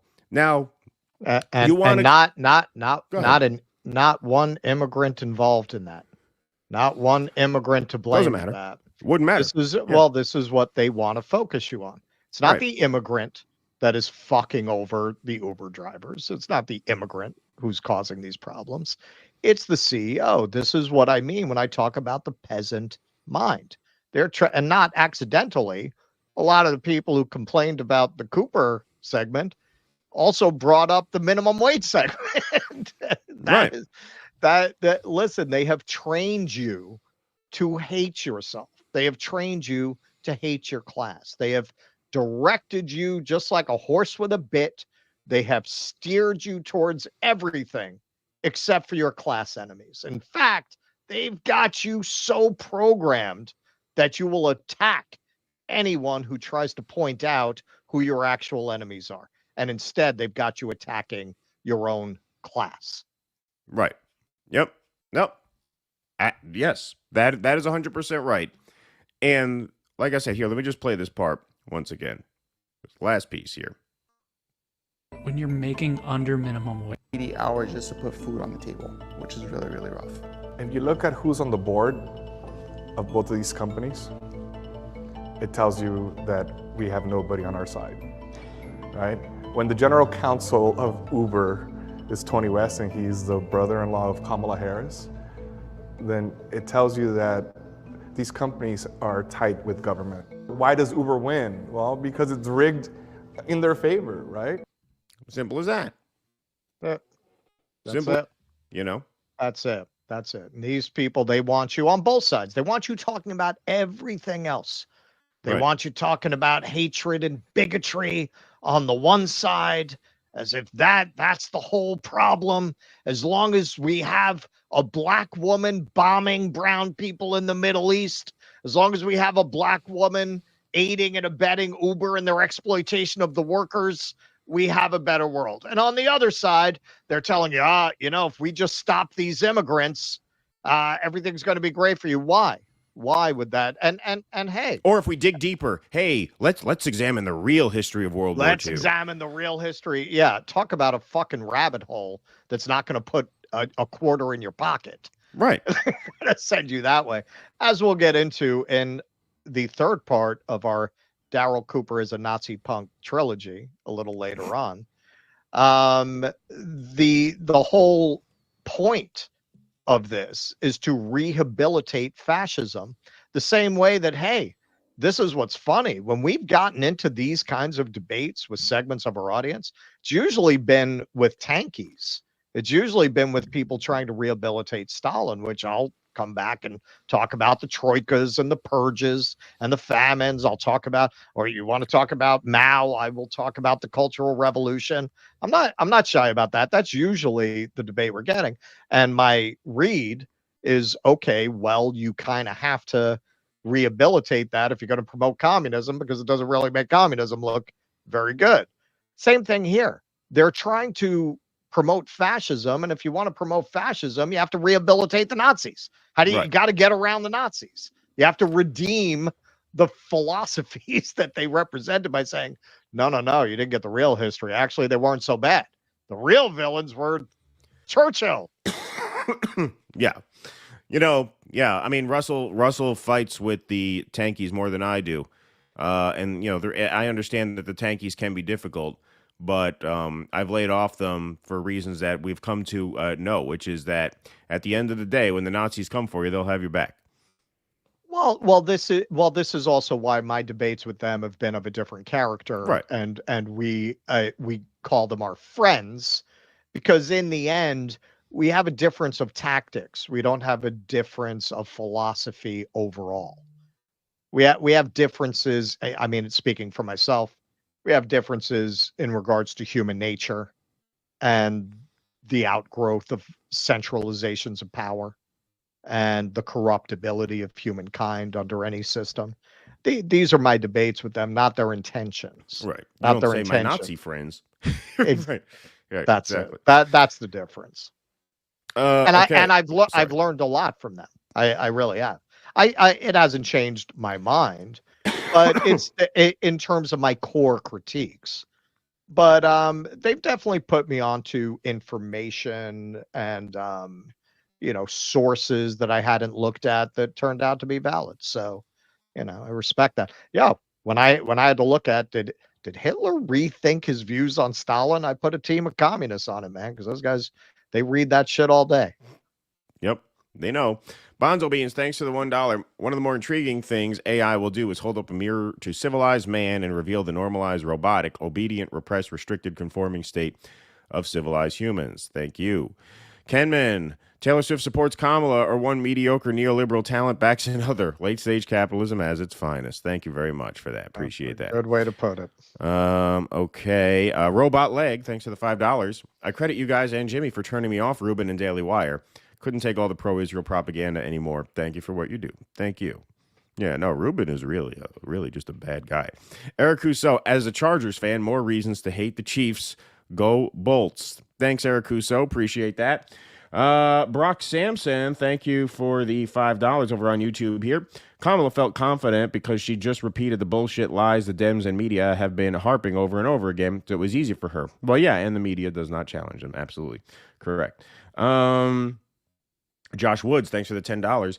Digressing somewhat, for sometimes I mistakenly thought the Jeb Bush outro line, please clap, to be a line from one of Bill Maher's monologues. It sounded a quip like Bill would have made. Well, he does that he does that every now and then when the audience doesn't laugh at one of his lame jokes. He'll kind of say, come on, he'll give them, cue them. Listen, half of you guys are being paid to be here, so let's go. Let's do it. Wearscale, thanks for the $5. Joe, Kamala, hell no. Have you seen what she's done to the border? I can't have my grandchildren, whoever they are, growing up in a racial jumble. Thanks, Wearscale. Appreciate that. Excuse me. Michael Castillo, thanks for the $20. Travis Kelce is Taylor Swift's boyfriend, and the monetary amount of the contract was $20 million. Thank you. Abiding. Hey, it's been a while, Abiding. Thanks for the 99-cent super sticker. Appreciate that. Okay, we will move right along here. All right, another weird one. Like I said, folks, the show just kind of keeps getting weirder and weirder today. Okay, so this, I can only assume, is from a lib account because it's got the Ukraine flag in it. And he posted a reaction. They're eating the dogs. Okay, so this is how you look. If you appreciate comedy, comedy is comedy, no matter who says it. And this video is really cute and really funny. So even if it is from a lib, we'll look past that because this is a pretty great video. 12 million views, well deserved in my opinion. Let's check this out. Taken and used for food. My dog was taken and used for food. So maybe he said that, and maybe that's a good thing to say for a city manager. I'm not taking this from but television. The people I'm on taking it from television the city saying manager. their dog was eaten by the people that went there. Again, the Springfield city manager says there's no evidence of that. Vice President Harris, I'll let you respond to the rest of what that's one more time. My dog was taken and used for food. So maybe he said that, and maybe that's a good thing to say for a city manager. I'm not taking this from television. But the people I'm on taking it from television the city saying manager. their dog was eaten by the people that went there. Again, the Springfield city manager says outta there's no here. evidence of that. Vice President Harris, I'll let you respond. See, even the to the rest dogs of what think you're weird, man. You talk about extreme. Yeah, you're even weirding out the dogs. He understands the word dog, but he doesn't like the tone. Right, he could say like dog. What dog? That's me. What? But it doesn't sound like this person means me anything good. Something weird. Something's not right. I'm out of here. Something's not right about this. Something's not right about this guy. I'm out of here. So what is this all in reference to? Obviously, the dog eating. This is a video that was posted to supposedly, fact check the fact checkers here. So this is a lovely account here. Lovely people at National Identity Awareness. No, that's not a Nazi. That's not a Nazi handle. National Identity Awareness. According to the debate moderators, this is false. Hashtag Springfield, Ohio. This is police body cam of a cat being eaten by a Haitian. She was arrested. The fake news media strikes again. All right, well, folks, I gotta let you know something here. Our friend Jimmy Dore apparently fact-checking Republicans. I guess they got to him. I guess he sold out. He's fact-checking the Republicans now. Yeah, no. That's a shame. That's sad to see. No. Didn't you watch his show last night? He had a whole rainbow shirt on. That's right. That's right. They He's got parroting him. talking They points. he finally went back to dyeing his hair, but it's blue now. Yeah. He says what is obviously true. Everybody, knows this by now. This is from Canton, Ohio, so not Springfield. And the woman is a U.S. citizen, not a Haitian. So that's a video you can watch. I don't know if we're allowed to show cat eating on YouTube. My guess is probably not, so we're not going to show that video. But Charlie Kirk is spearheading the investigation into the Haitian migrant cat eating posse in Springfield, Ohio. So our Frontlines TP USA team visited Springfield, Ohio today. Everyone they spoke to has heard stories of people's pets being eaten, as well as ducks and geese disappearing. Everyone they spoke to. Residents describe it as a tinderbox and a time bomb ready to go off. So let's watch this video. You're gonna be next, boy. I ain't eating nothing off of a barbecue pit around here.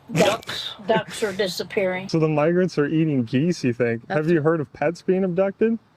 Yep. Cats are a delicacy in Haiti. So it's not that they're poor and eating them because they don't have other food. It is a delicacy like someone would eat escargot. And then I heard that stuff on Facebook and I thought, I better watch my dogs. Well, that wasn't verified. Well, Springfield, Ohio now I wasn't convinced before, but now. Right. They're killing cats. They're eating geese. They're crashing cars. One of these. First of all, I love it. Geese are disappearing. How do you know geese are disappearing? How would you know? Is there a registry of geese in Springfield, Ohio? Or is every goose tagged on their leg? That you keep track of the exact goose population in this town? How do you know geese are disappearing? No, listen. I can see if people's pets are disappearing. I noticed there aren't as many ducks walking around here anymore. It must be those migrants snatching them up and eating them. I experienced this because where I grew up, Flushing, it was Irish and Italian when I was growing up. And this influx of Asians took place when I was in my teens into my 20s. And now it's actually the largest Asian population outside of Asia is in Flushing today. It's completely Asian now. But yeah, no, when they were moving in, same thing. People said, oh, the cats are disappearing. They're eating the ducks from the, there was a lake there with ducks. Oh, right. They're eating the ducks. No evidence. I never actually knew anybody who said their cat had gone missing or their dog had gone missing, but everyone was convinced. Yep. Yeah, no. You notice there's no cats around? Word spread like wildfire. It's going to light, and it's going to be bad.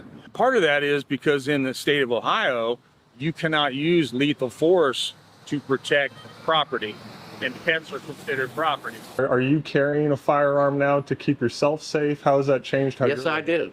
I got a couple guns, and I'm not afraid to use them. I was raised at the hills. Our town is a bomb, especially with the influx of immigrants or whatever you want to say, people. It's a time bomb ready to go off. Okay. Human sacrifice, dogs and cats living together, mass hysteria. So that was a TPUSA investigation headed by, obviously, Charlie Kirk. Now, there have not been any firsthand accounts or any police reports of people's pets being abducted or eaten. Obviously, the one thing that was posited as evidence/proof is not actually true. There was one mentally ill American woman ate a cat in a different town. Okay. But, folks, as long as we're into rewriting history here, as long as we're into pursuing alternate histories, as is the hobby of many viewers/former viewers of the show, I want to introduce to you a theory that we love the poorly educated. That's right. I want to introduce a theory that this might not be what it seems, because here is the same Charlie Kirk about 6 months ago talking about what his friends have witnessed when they've gone to Haiti vis-a-vis cats and humans. Fixable. And the reason is that I think, first of all, I think part of the country is literally under a spiritual oppression. I've talked to missionaries that have gone there, and they say they've seen the darkest stuff that a human being can see. In fact, I know people that went to Haiti passively as like agnostic atheists, and they came back searching for Jesus because they saw like legit demonic activity. Whoa, do they say any more? Yeah, there was one guy who saw somebody who literally didn't sleep for 2 weeks, and would just like literally run around and not sleep for 2 weeks, like ran through the whole island with like supernatural type capacity. There are claims that people have seen like quasi levitation stuff, like almost head spinning type stuff, and then. Andrew says this was very common. Yeah. Here's one that when Andrew was in Haiti, there were common stories about people turning into cats at night. Very common. I don't know. They all knew someone that turned into cats. Again, so everyone in Haiti knew someone who turned into cats, according to Charlie Kirk's friend. You know, in Romania, everyone knows somebody who came back from the grave as a vampire. Yeah, right. Exactly. That when Andrew was in Haiti, there were common stories about people turning into cats at night. Which I don't know. They all knew someone that turned into cats. Again, I'm not sure about that. Oh, you're not sure about that. Nice save there. That one goes a little too far. My friend said the other stuff, the levitating. Yeah, that's feasible. Everyone knows someone who turned into a cat, and so folks, this is the same Charlie Kirk who is spearheading the investigation into the disappearance of cats at the hands of Haitian migrants. So let me tell you something, folks. You're all blue-pilled if you don't understand what I understand, okay? You're all normies. You're all DNC plants if you don't understand what I understand, which is, see, I did the dots. So here's Charlie Kirk saying he heard stories about Haitians turning into cats, and now we're hearing Haitian migrants are eating cats. Did Turning Point USA flood America with shape-shifting cannibal catmen as a false flag just in time for election season? The pieces fit, do they not? That must be Do they not? What, after Labor Day, when everyone starts paying attention to politics, just as election season heats up, just as the debate's coming around, we start hearing stories about cats disappearing because Haitian migrants are eating them. What if the cats are the Haitian migrants? See, what if that's why they're disappearing? What if they're not being eaten? They are shapeshifting. They are turning into the migrants. What if they are the same entity? And what if they were bussed in by Charlie Kirk to create a migration crisis story in the heart of campaign season? Now, you can't tell me that that doesn't add up. And if you don't believe that, it's because you're blue-pilled. You're normie. You're woke. You're triggered. I have long... So get with it. Yeah, I have long been warning of the danger of Chinese chimeras in the form of winged bat soldiers. Aficionados of the show may have heard my clarion call on this, that with China's advanced biomedical technology and large population of political prisoners, World War III would be fought by winged bat soldiers. Right. That was going to be the big surprise they'd spring on us. But apparently I was looking in the wrong direction for the chimeras. Apparently Haitian voodoo was actually the culprit all along. That's right. So this is all an op. It's all a Turning Point USA op. They found these shape-shifting cat people in Haiti, and they figured Trump is kind of struggling in the polls. We need to really crank up the fear under this immigration issue. So let's get some of these cat people here, and let's create a story. And that's obviously what happened. And, you know, if you're going to deny that, then, you know, go back and go watch MSNBC. Go watch MSNBC. If you don't trust me, go watch CNN. Enjoy your blue pill world. No, you know what? Not if you go back and watch the Klaus Kinski and Natasha Kinski film, Cat People, there are a lot of hidden implications there that eventually we are going to be overrun by cat people. David Bowie knew. And, you know, a lot of people say that's why they killed him. Yeah, that's right. That's right. That one more piece, the plot thickens. Go back and look at the lyrics of his cat people theme. Right? It says it right there.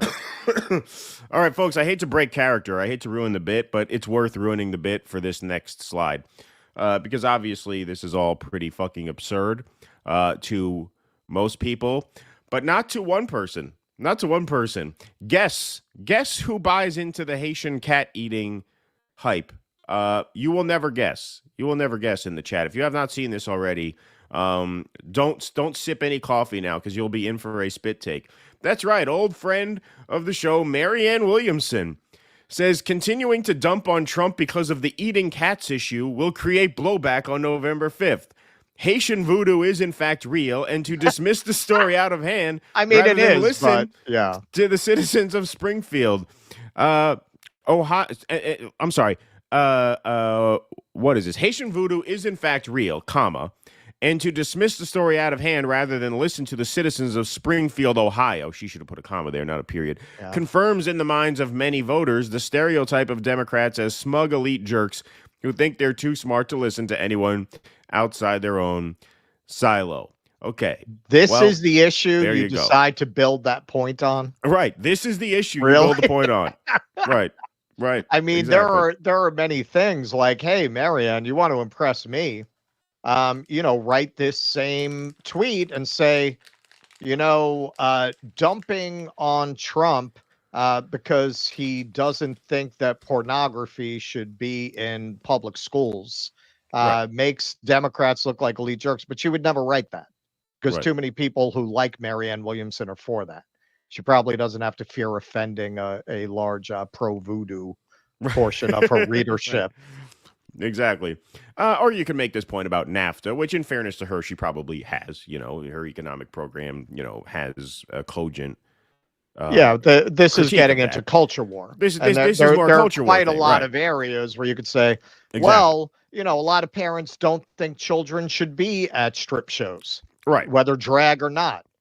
No, this is the culture war issue that she wants to fight on behalf of MAGA, which are, and it's funny. I mean, even in this video that we played that Kirk put out, he says, everyone they spoke to has heard stories. Well, the Facebook post went viral. So anyone on Facebook who lives in Springfield, Ohio, saw that post. Like, if you live in the town that the post is about and it's a viral post, pretty good chance everyone you speak to is going to have seen that. So that's what he means by everyone they spoke to has heard stories. I mean, everyone saw on Facebook that pets were being abducted and eaten. There has not been anyone to come forward and actually say that this happened. Exactly. The police have said this has not happened. Where are the reports of missing pets? This is the hill Marianne wants to die on. Where are the actual missing pets? Yeah, this is the hill she wants to die on here. Yeah, this is the culture war battle she wants to wage. Hey, let's not be too condescending to the... we really missed the boat not getting on board with that campaign. Yeah. What were we thinking? What were we thinking dismissing her as a lightweight con artist? Yeah. No, she won't. You're right. Like all of the other cultural condescension she's on board with. But Haitian posses put Fido on a spit. Yeah. That we have to take where seriously. She draws the line. Yeah. Crosses the line. Now look, this issue is now the topic of debate and conversation, and it's ridiculous. And this is why, after the debate, I said it's a huge missed opportunity, another just swing and a miss for Donald Trump, who just does not have the self-control to execute. Because this is now what people are talking about vis-a-vis immigration after that debate. You took your strongest issue. Donald Trump could have said... And you made yourself look ridiculous. He could have said the simplest thing in the world, which is, you were appointed as border czar. We all know that. She went down to Venezuela. Do not come. That was the famous line. Biden put you in charge of the border. The border is a mess. And now you're denying that you were ever border czar because you know that it's a mess. That's all you had to say. That is a fastball. That is a lob ball right down the middle of the plate. That is all you got to do. Instead, he decides to repeat J.D. Vance's claim based on a Facebook post that has been corroborated by no one and only serves to perpetuate the idea that people who are concerned about immigration are racist, which is not true. I think you can have totally legitimate concerns about immigration without being racist. Sure. But when the story of the day, the viral story, is that Haitian voodoo mobs are kidnapping cats in the Midwest and eating them, and you parrot that, well, that gives credibility to people who want to smear immigration hawks as racist. It does, because this reads that way. It just does. So, yeah, big missed opportunity for him there. Yeah, no, I think part of the agenda here is, Trump's media company is producing a Serpent in the Rainbow sequel called Serpent and the Trans Immigrant. Yeah, right. Yeah. So I think they're just trying to juice up interest in that. Yeah, indeed. All right, let's go to some Rumble rants here. Gina and Heidi, thanks for the $10. An easy way to find out if someone has the proper hatred of Trump or full-blown Trump derangement syndrome is to ask them who is worse, Bush or Trump. I agree. 100%. Eric Rousseau, how's Instacart? I'm disabled and use them. Excuse me, I can increase tip after delivery. Good question, Eric Rousseau. I believe Instacart is like equally cryptic in terms of like how they determine the pay. But... And well, actually, no, that's not true. I haven't driven Instacart in a while, but they have base fares plus tips, so it's fairly simple. And Instacart is definitely the best of them in the sense that you drive way fewer miles. You don't beat the car up because you're driving from a supermarket to a house 4 or 5 times a day, maybe 6 to 8 times a shift if you really want to put in a full day.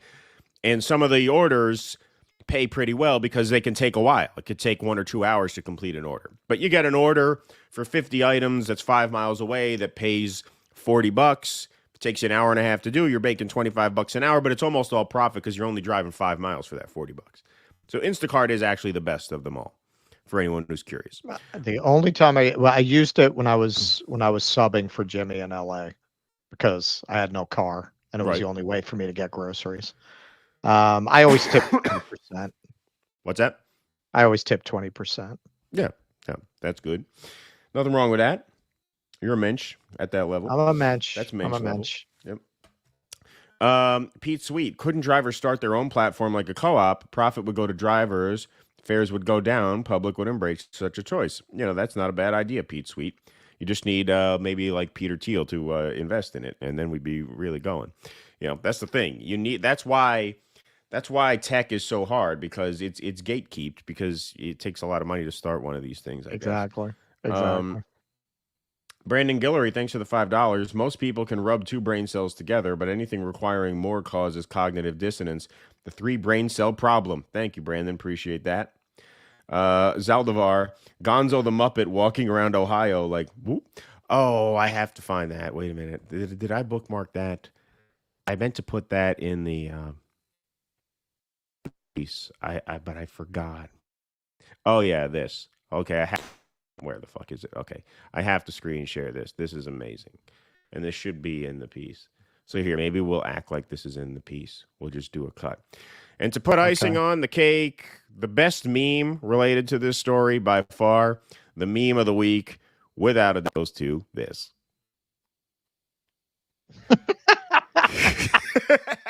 Picture of RFK. So I was looking for a place to eat in Springfield.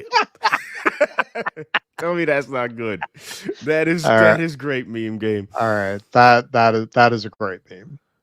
Yeah, that is a great meme. I got to retweet that now. That is too good. Because it's the perfect choice of words too. Like he doesn't say too much. He leaves just enough to the imagination. So I was looking for a place to eat in Springfield. Oh, good stuff. Yes. That was winning right there. That is how the sausage is made, folks. Yes, exactly. That is how it's done. All right. Let's see. Okay. All right, folks. It's time for part 3 of our. Oh, you there? Oh, I was about to say. I thought that you froze. Oh, shit. I think I did freeze. Oh, I froze for a second. Yeah, but I'm here now, right? Yeah. I was going to say part 3 of the Daryl Cooper trilogy, or maybe not, if Russell froze. But here we go. Okay, so this segment would never have happened if some people did not ask us to watch the rest of the interview, which we did. We weren't planning on it, but so many people were so convinced that if we watched the rest of the interview, it would change our minds that we did. So thank you very much for encouraging us. This segment is all because you asked us to watch the rest of the interview. So we're just going to comment a little bit on the rest of the interview. And actually, I'm very glad that we did, because now I haven't experienced this since around 2019. The whole like woke DEI gender ideology, I wasn't really tuned into it. But I saw more and more people saying stuff that just seemed absolutely crazy to me. And I said, what is this? What is this? So I started to research it and I realized there was this whole ideology and this whole worldview. This whole thing has really turned me on to what some are coming to call the woke right. And just like the woke left, I hate it, but I'm really interested in picking it apart and figuring out how it works and what the point of view is. So, hey, very much like he says in Barton Fink, now I've taken an interest in you. And I am sure there will be more segments about the woke right, if not focused on one Mr. Cooper all the time. So thank you for putting me onto that. So let's take a look at the rest of Mr. Cooper's ahistorical formulation, shall we? Although with one exception, one thing he says is true. We're going to look at that first. When you look at what happened in Los Angeles, I mean, again, you're talking about hundreds and hundreds of random murders, fire bombings, just not of other gang members or something. I'm not talking about drive-bys of other gang members. I'm talking about just a random black guy. Race killings. Yeah, race killing killings. people because of the color of their skin. And if those people had been, who were doing that were wearing white hoods, they would have called the U.S. Marines in, and for good reason, But it's one of those things that nobody wants to talk about because it doesn't fit neatly into one of our easy political So that's what bothers me about the recording of history. I mean, I think what happens matters, reality matters. And if you find that sort of everything that happens, not just 80 years ago in Dresden, but things that are happening in like LA County 20 years ago, if they just disappear, in some cases you can't even find them on Google.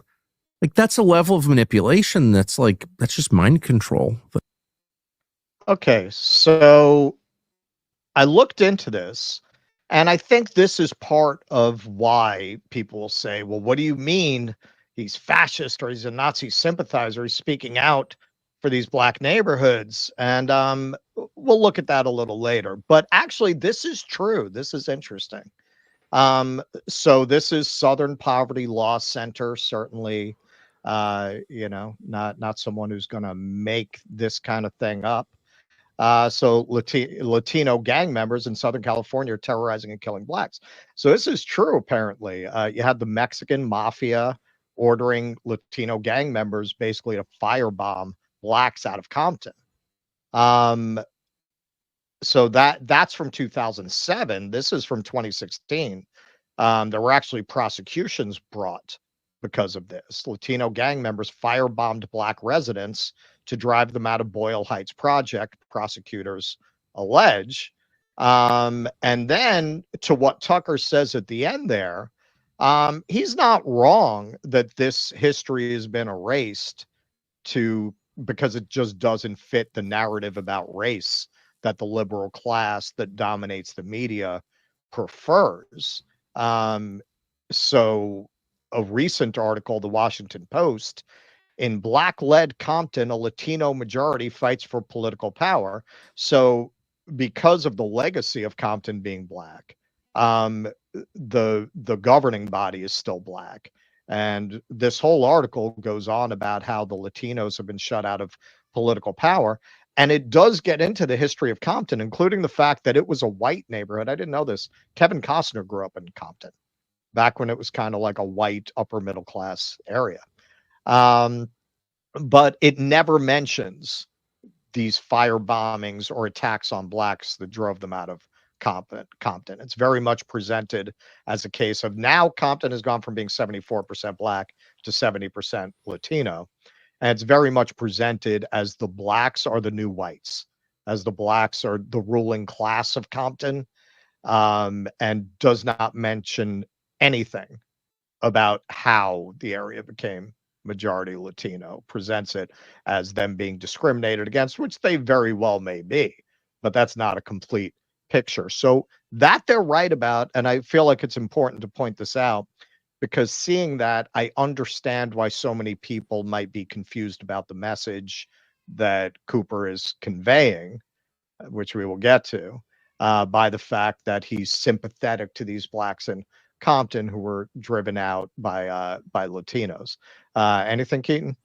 Nope. Go ahead, because I know this is just kind of the setup. This is the setup. All right. So let's see where he's going with this. So Germany is because totally self-hating place. It's a husk. Yeah. It's depressing as hell, though also wonderful in a way, but it's going away. But they lost. At least you could say they lost 2 world wars in a row. Yeah. Britain won 2 world wars in a row. And if anything, it's more degraded than Germany. So like, just to take it back to the first thing I said, and I'll shut up and let you answer, but if Churchill is a hero, how come there are British girls begging for drugs on the street of London? And the place is, it's just London is not majority English now. Like, what? Well, the people who formulated the version of history that considers Churchill a hero, they like London the way it is now, But that's not victory. That's like the worst kind of defeat, is it not? I'm just confused. If you're an English person who cares about England, then yeah, absolutely it is. It's forget about victory and defeat. It's the worst thing that can happen. If you look at what's going on over lately in England, where you're having riots, you're having these, sort of budding violent confrontations between nationalists and the police and so forth, which, I think our natural, we like order, right? Yeah. Like Europeans, we like order, and we see things. Okay. Right there. So a lot of what he says are dog whistles that they don't dwell on. They just kind of run right past. But take a second and listen to what he's saying. Europeans like order as opposed to who? As opposed to who? People who are not European, right? I mean, he's creating a contrast inherently with that framing. Europeans like order. So black people don't like order. Yellow people don't like order. Brown people don't like order. We uniquely like order. So now you're starting to get to the heart of what Darryl Cooper's worldview is. And the reason, they say a tree by its fruit. At least half of the pushback we got on our segment were just straight out anti-Semitic. Just straight out Jew. Oh, not surprising Jews would think that. Well, so why are people like that attracted to Darryl Cooper? Because he's saying things like this. In the end, he is putting out a lot of innuendo that is in the family of, traditional Ku Klux Klan, neo-Nazi, neo-Confederate, Western chauvinist kind of ideology. If it did not appeal to people like that, we wouldn't be hearing things like that in defense of Cooper. Yeah, it's also just once again a straw man and very deceptively reductive when he says people who think Churchill is a hero are very happy with the way London looks now. He's making the globalism versus nationalism framing. Exactly. And he's also suggesting that you can't hold 2 thoughts in your head simultaneously, which is A, Churchill is not a hero, he's a villain, but B, we're glad the Allies won the war. Exactly. Right? You don't have to revere Winston Churchill to be glad the Allies beat the Nazis. Right. And he's acting like that. He is clearly not. Balance those two. And he is clearly not. He clearly wishes that Hitler won because he's a Hitler lover. He is a Hitler lover, and in the end, his defense of black neighborhoods, as you will see, is grounded in a defense of racial and cultural uniformity amongst people. That is a very common view of, say, Klansmen. Yeah, we don't mind them people long as they live on their own. They be on their own, we be on our own. Right. Right. Now, I have a question for you, Russell, because I did not watch the rest of this. I left this to you. Tucker says Germany is a pathetic, self-hating place.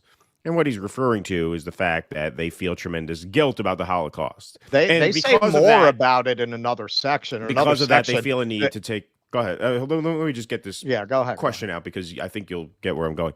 So what he says there, it's a self-hating place, what he seems to mean is they have all this guilt and shame for World War II and the Holocaust, and they feel they have to make that up to the world by taking in immigrants and diluting their beautiful Right. supreme culture, right? Now, does he mention, and I don't know, maybe he does, and look, you know, I have given Tucker a lot of credit on a lot of things, so I'm not meaning this as a setup. Does he cite as an example of their self-hatred the fact that they are so pathetically confused about their own history that they are staunch supporters of Israel? Does he mention that? Does he call them out for that or no? No. Oh, no.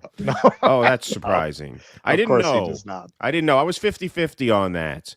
I was 50-50. That's what's pathetic about Germany. It's not that they don't feel guilt over the Holocaust and that they don't try to atone for that. It's the confused nature of how they process that. To think now they owe the Jewish state unconditional support as the Jewish state commits a Holocaust, right? That's what's pathetic about Germany.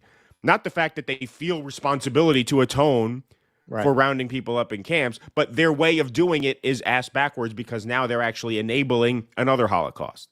But Yeah, they- shocked really that Tucker Carlson didn't bring that up. And No, neither did this guy, I assume.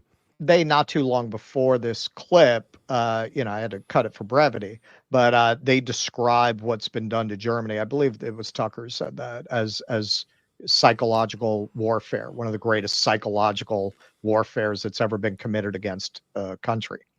You know, the other thing about Nazis, and we might get into this later, especially now that you can't just go around Sig Heiling, right? And now you can't just go around saying outright that you love Hitler and that you're glad that the Holocaust happened. You can't do that now and be accepted in society. So now all Nazi sympathizers now take on this very like abusive husband, look what you made me do kind of pose, right? The Nazis did what they did. It's not that we like what they did, but their hand was forced, right? Their hand shouldn't was have forced. made them do it. Right. And when you look at when you look at the formulation that he's making, it's completely consistent because as you will see as we go on, his basic take is you know, black neighborhoods for blacks, white neighborhoods for whites. So of course, he's very sympathetic to the idea of Germany for Germans. They went too far. They went too far. They needed to provide for the people they invaded. Which, you know, if you don't understand that the liquidation of the population was not a bug, it was a feature, you have no business presenting yourself as a historian, popular or otherwise. All right, so to move on. Like that, we have a natural aversion to disorder, to street violence. Yes, things for like sure. that. We might be, you know, war might. Europeans have a natural aversion to street violence, unlike other peoples, right? We're not like those other people. No, they love street violence in Mexico. They love and El Salvador. street violence. They're all for it. Us, you know, French Revolution, draft riots.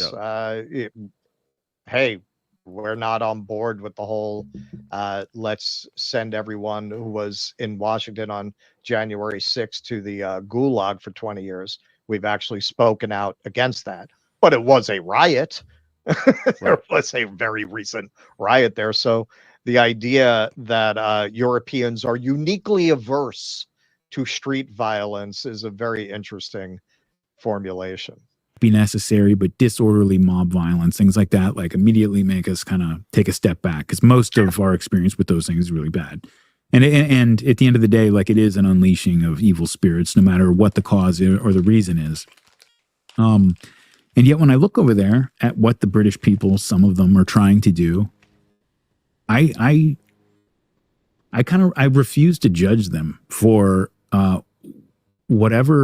doing whatever it is that they feel they have to do as their homeland, their ancient homeland is being taken from them. Because that is not something that can be walked back. That is permanent. That is something that ends your existence as a people. Okay. Okay. All right. So you're starting to get the picture here. Now listen, for as long as we have had this show, and Keaton will back me up on this.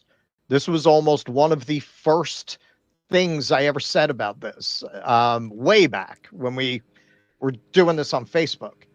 I said if the left did not formulate a response to people's legitimate concerns about immigration with no plan for integration while they're under economic distress, the right was going to formulate a response to it, and we're not going to like it. That you can't just call everyone who has concerns about having massive immigration into their communities racists. If you dropped 100,000 Americans into the middle of Beijing or downtown Johannesburg, they would not like it.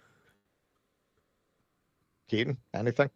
Well, no, but we have the video, right? That we have to show. Yeah, yes. So just to make clear, we're not saying, well, they should just shut up and like it. But at the same time, understand what he is defending here. So we have some video of what he's talking about. Yeah, now hold on. Wait a minute. Pause this. Before we play this, I just want to reintroduce. He said, I cannot judge people for doing what they feel they have to do because their country has been invaded. He says, I cannot judge people for doing this, for trying to, oddly enough, cook people alive. Seems to be a pattern with this guy. He seems to like that technique. Yeah. Maybe he's the cat eater. Yeah.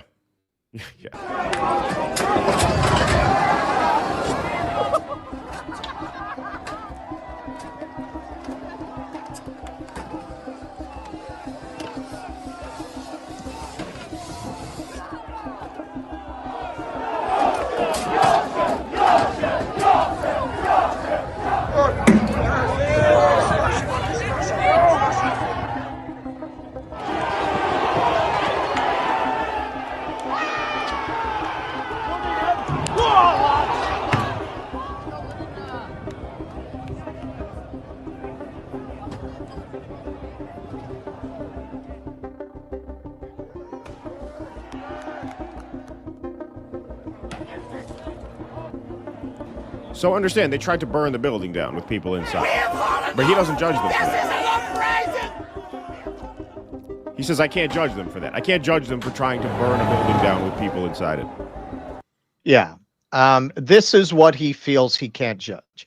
Now, you are, and again, I feel especially because of the way neoliberal policies have gutted England. I could see it when I just went there. Although the way that they portray it, oh, there are schoolgirls selling drugs on the street. Yeah, that was not what I saw when I was just in London a few months ago. It did not look like a place that was collapsing and disorderly and crime-ridden. It was not white as chalk, which sounds like what they're lamenting, but it was fine. I didn't feel threatened. I didn't see crime. I didn't see homelessness. I see a lot more homelessness in New York City. Can't be that diverse. You could still get jelly deal.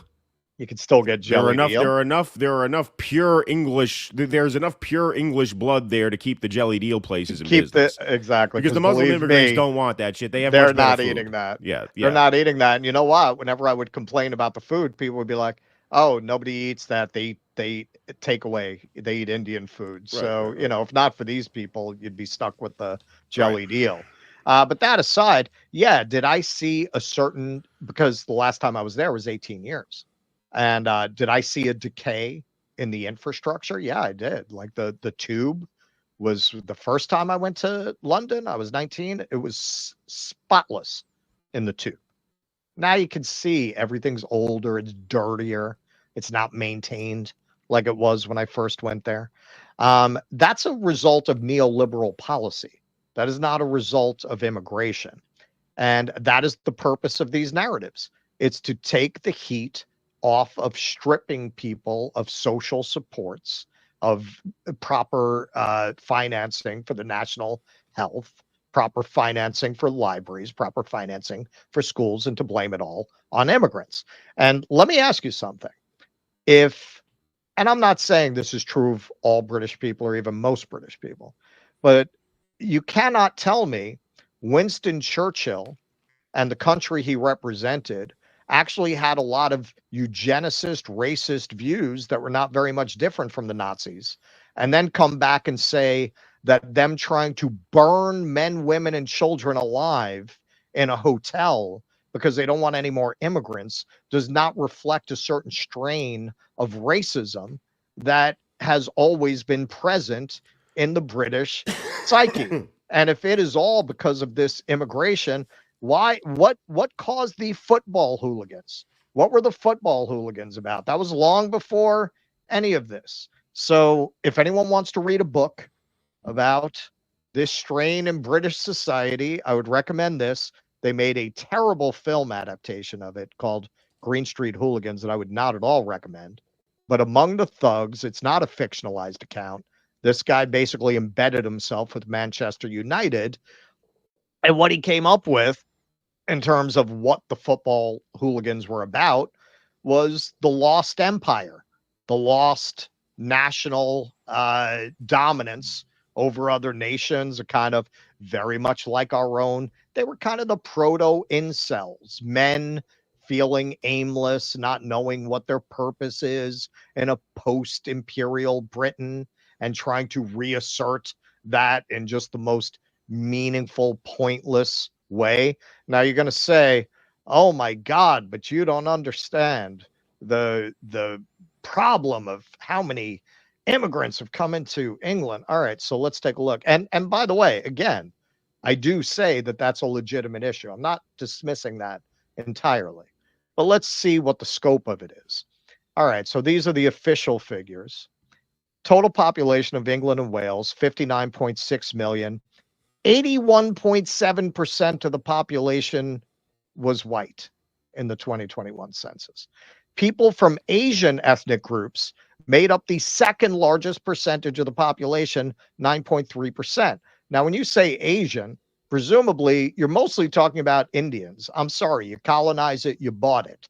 Okay, you have a lot of Indians in England. Well, you destroyed their country. You took them from being one of the most prosperous countries on earth to being a struggling third world country. Yeah, you can take in Indians. And besides that, as we pointed out, they saved you from your own cuisine. So you should be thanking them, if anything. Followed by black. Again, black people generally from formerly colonized British territories. When you go there, they're usually from Caribbean islands and African countries that were colonized by the British. Mixed 2.9 and other 2.1. Out of the 19 ethnic groups, white British people made up the largest percentage of the population, 74.4, followed by people in the white other, 6.2. So even your immigrants are mostly white, except for this Asian contingent. Your next largest contingent are white people after Asians. From 2011 to 2021, the percentage of people in the white British ethnic group went down from 80.5 to 74.4. Well, I can see why you would burn people alive over that. The percentage of people in the white other ethnic group It's sarcasm for YouTube. Got to say that. Yes. It's yes. sarcasm. Went up from 4.4 to 6.2, the largest percentage point increase out of all ethnic groups. The number of people who identified as any other ethnic background went up from 333,100 to 923,800. So you're talking about 590,000 people in a country of almost 60 million people.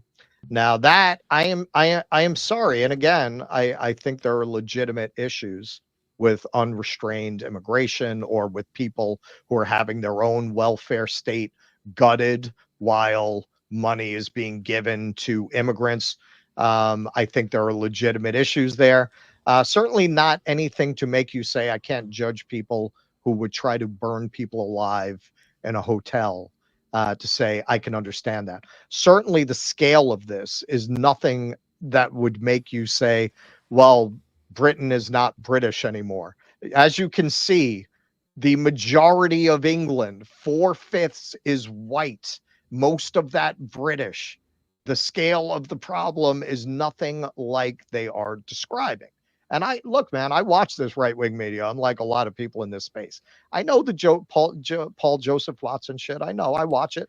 To listen to this, you would think that you go to London, you're going to see a bunch of people riding camels down High Street. And I was just there. That is not what's going on. And if you just take a subway ride right out of the center of the city, it's jelly deal, baby. Jelly deal. Okay, like this level of hysteria. I just gave you the numbers. to sit there and say, I can understand it. Okay, well, now you're starting to get to the core of why Nazi apologists love this guy. Anything, Keaton? No, I think we can move to the next one. Okay. Yeah, as soon as the war broke out, Churchill had all of the German and Italian nationals in Great Britain all rounded up and thrown into concentration camps where they would stay to the end of the war. And this is 1939. And a huge number of those people were Jewish refugees who had come over from Germany to England. They were just rounded up and thrown in camps for 6 years. Well, he also had the opposition party thrown in prison for the duration. Oswald Mosley and his wife, right after giving birth, spent the duration. People died. That doesn't look like democracy to me. Okay. So once again, for anyone who missed it the first time, this is who Oswald Mosley was. During the 1930s, Mosley led Britain's virulently anti-Semitic fascist movement, whose street fighters, known as black shirts, were notorious for their violence against Jews and left-wing opponents. He was on friendly terms with Mussolini, and Hitler was guest of honor at his second wedding. Oh, and that wedding took place at the home of Nazi propaganda minister Joseph Goebbels. The British authorities definitely considered Mosley a threat. During World War II, he was interned as a suspected enemy sympathizer. It was widely assumed at the time that had the Nazis successfully invaded the UK, he would have been installed as head of a pro-German puppet regime. So this is the person that Tucker Carlson is going out of his way to single out as somebody that a great injustice was committed against, because in spite of the fact that he led a group called the Black Shirts that were responsible for an enormous riot known as the Cable Street riot in England, where they clashed with a crowd that was anti-fascist, to their credit. This is who Tucker goes out of his way to name as somebody who was greatly wronged by these policies. So he's telling you a great wrong was committed against a virulent anti-Semitic fascist because they, kind of had the idea that maybe this guy was sympathetic to the Germans and it was dangerous to have him running around loose. I wonder why. And they mentioned these camps that they put people in. You know what they didn't have in these camps? Gas chambers. It seems like they have sympathy for everyone who was locked up in a camp except for the people who were led to the gas chambers in Germany. Those are the only people who suffered in World War II that they don't seem to have any sympathy for. Well, and the Russian POWs. And the Russians. Who were killed by accident. Who were killed by accident. It was just they didn't offer enough. 1.5 to 3 million of them. Yeah. Not enough hot pockets in the quartermaster stock. Those are the only people they have no sympathy for. Fascists, Oswald Mosley, Nazis. They have tremendous sympathy for it. No sympathy for any of the victims of the Axis. Those are all oopsies, apparently. Anything else, Keaton? Yeah, no, I mean, the guy led violent criminal gangs during wartime. And so they took those measures, right. A great offense against democracy, unlike the kind that Abraham Lincoln committed, apparently. That's coming up next. That's coming up next. Okay. 2016. Yeah. Where democracy is great. We love democracy, but that's for normal times. It's not for World War II. Right. It's not for when we've got insurrections going on. And sometimes, you've got to take extraordinary measures that may not be democratic, but it's to preserve democracy. It's always the excuse, right? It's the excuse of every. Always. It was Lincoln's excuse. Yeah. Exactly. Okay. So once again, so they're talking about how democracy is often, suspended with the pretense that we're under threat and we have to violate people's constitutional rights or rights under a democracy in the case of England. And, so he's talking about how in the previous segment, and this comes right after it, they rounded up Italians. And we did the same here. George Takei very famously was as a child in the Japanese internment camp in LA, which is very infamous. We did that too. Most people don't know this. Ellis Island was used to detain Italians and Germans and Japanese at that time. So none of yes, I mean, this is something that we wrestle with, that we did that at the time. Then Tucker throws in, well, yeah, Lincoln. Okay. All right. So once again, here, he didn't have to say that. He didn't have to throw that in. Once again, this is a dog whistle to neo-Confederates, neo-Nazis, racists who feel that Lincoln should not have prosecuted the Civil War, that the South should have been left with its slaves. And don't tell me they didn't start the war because of slavery. We know that. We know that. He at the beginning of the war, the intention was to leave the South its slaves, but it was over slavery because it was largely instigated by a debate over whether slaves were going to be allowed into the territories, into which were presumably going to become new states. So in the end, it was a war over slavery, but it was not a war with the express aim of freeing the slaves in the South. Clearly, one side was for slavery. They were fighting partly to have the right to bring their slaves into the territories. They were arguing that it's their property and they should have the right under the Constitution to bring their property to any part of the country that they want to bring that property to. That was the argument of the South. And the North wanted to ensure that slavery would not be legal in the territories. So it was still fought largely over slavery, even though it was not fought expressly to free people who were already enslaved. So why does he throw in this kind of states' rights, glorious cause argument, if not to dog whistle to people who consider the Civil War a great injustice against the Southern slave owners? Well, also, I mean, there's just countless other examples of suspension of democratic rights, you know, for national security reasons, quote unquote, that you could point to. Patriot Acts, McCarthy hearings, right? No, let's go to Lincoln. Red Scare. Right, Red Scare. Exactly. No, we'll go to Lincoln, right? We'll just throw that out there. And that's very not obvious. a message? That's not a message? Right, that wasn't that's not a dog conscious. whistle? Right. It wasn't, hey, we're here yucking it up, so let's throw some more red meat out there.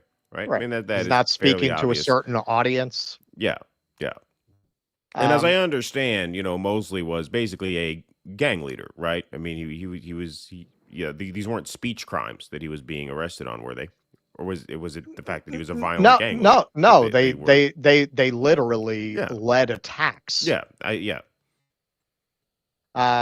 he was an aristocrat, but he was an aristocratic fascist.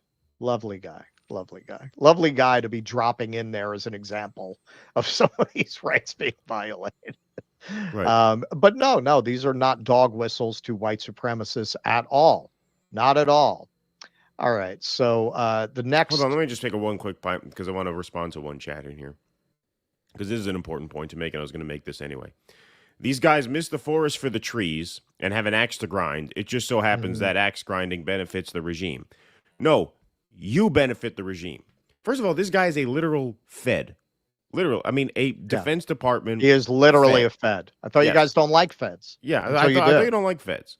And to the extent that he is pro-Palestine, the idea that and first of all, I don't know that to be true. I'm not listening to his 30-hour podcast. I don't care. He says at one point in this, let me just get this. He says at one point in this, in his defense of monocultures, which he does defend quite clearly, he says, and even the Jews realize they need a place of their own to go work things out amongst themselves. So it doesn't sound like he's anti-Zionist in principle. It seems like his critique is probably the same as his critique of the Nazis. They should have planned better. Okay. Yeah. I mean, like I said, I haven't looked into him as much, even assuming he is pro-Palestine. Let's just assume he shares our view on that.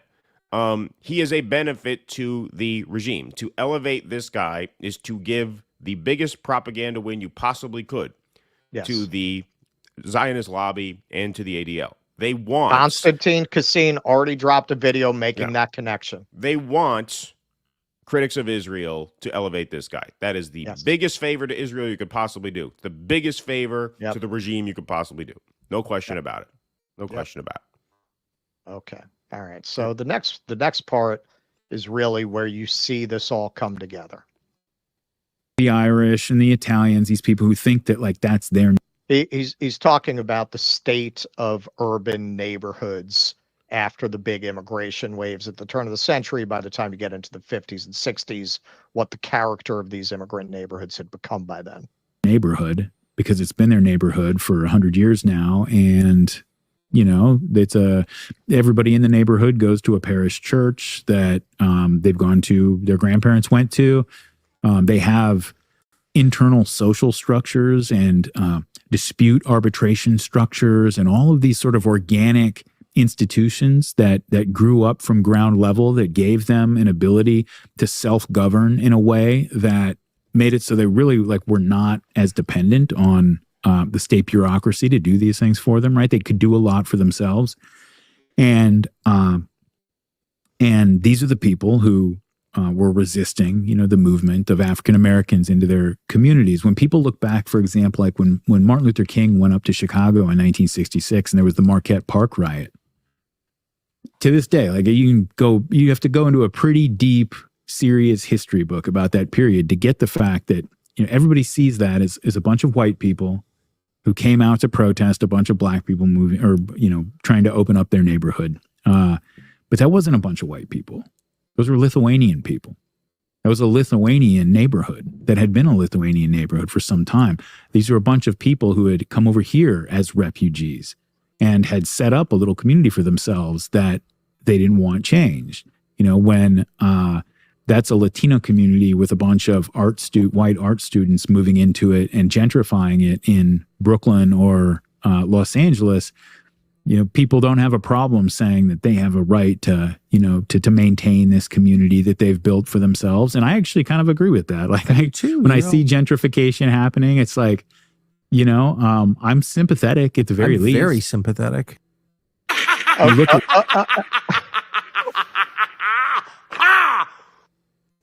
Okay, so particularly non-white people who have been taken in by this guy because he says he feels bad for the black people who got firebombed out of Compton, and you think that means he's on your side.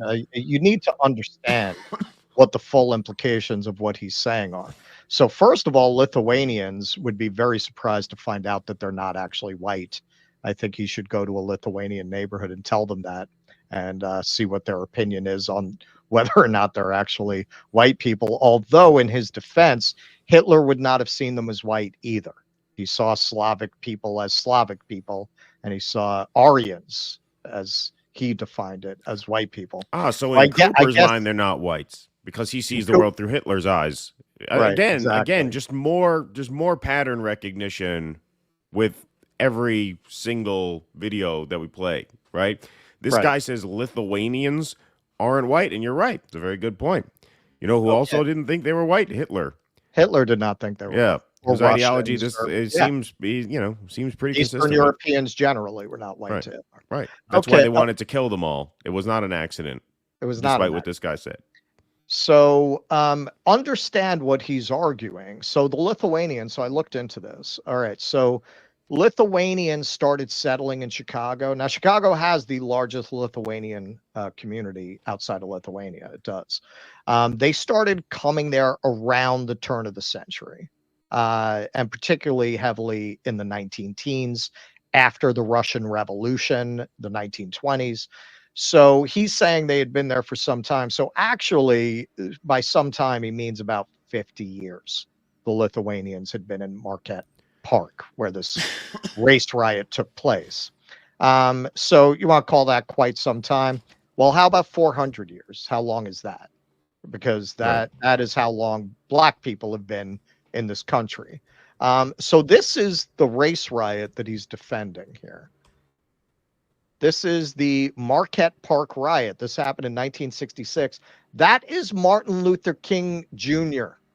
there, who was hit in the head, and it caused him to drop to one knee. That is what he is arguing. These people had a right to their neighborhood because they had immigrated here from Lithuania 50 some odd years ago. and King was committing the crime of protesting against housing discrimination against the blacks who have been in this country for 400 years. That is what he is telling you right now. No uncertain terms. No uncertain terms. Well, they had a right. They had a right. So understand, particularly non-white people who have been taken in by this guy, what he believes. He believes that if you wanted to move into this neighborhood, people would have a right to do this to you. That is what he is saying.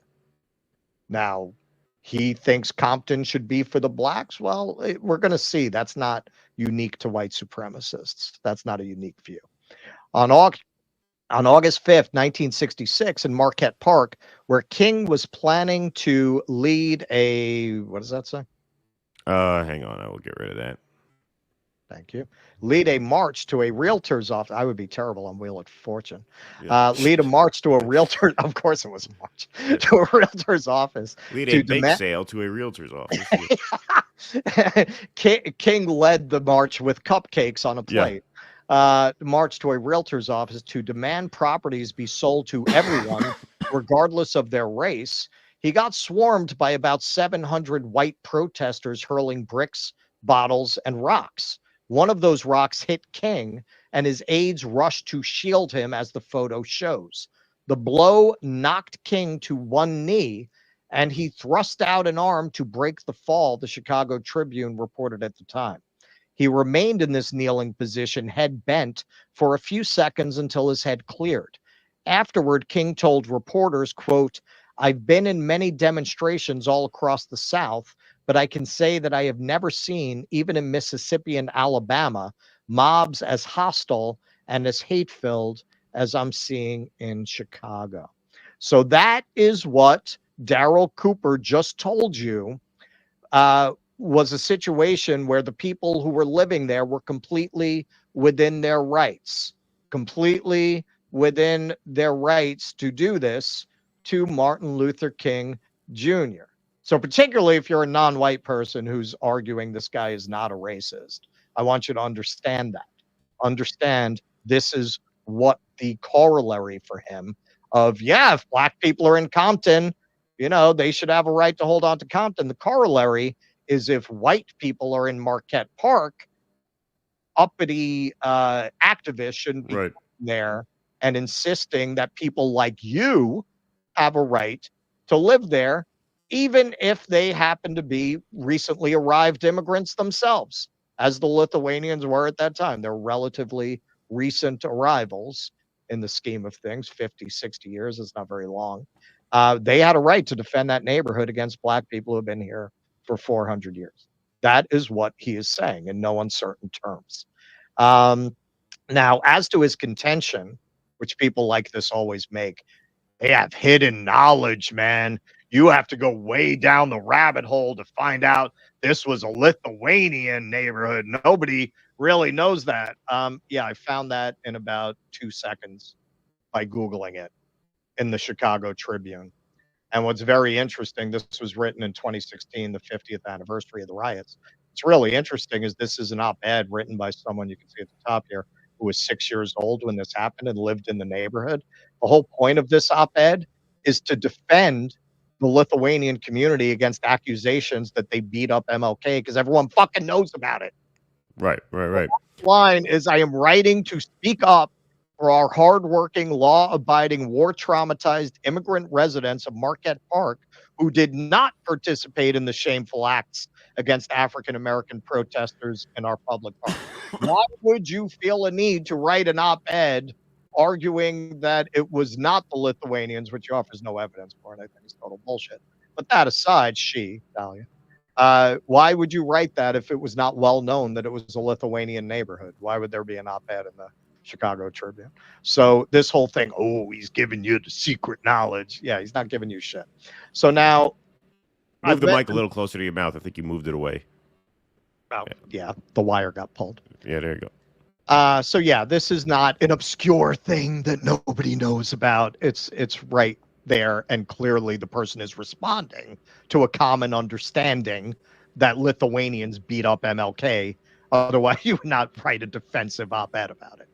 All right, so I've mentioned a couple of times here that this idea of people who are on the one hand white supremacists, essentially, who are very sympathetic to the idea, like in Germany in the 30s, that people should be able to have their own homogeneous culture without outside interference, that's not incompatible with supporting the idea of blacks living on their own.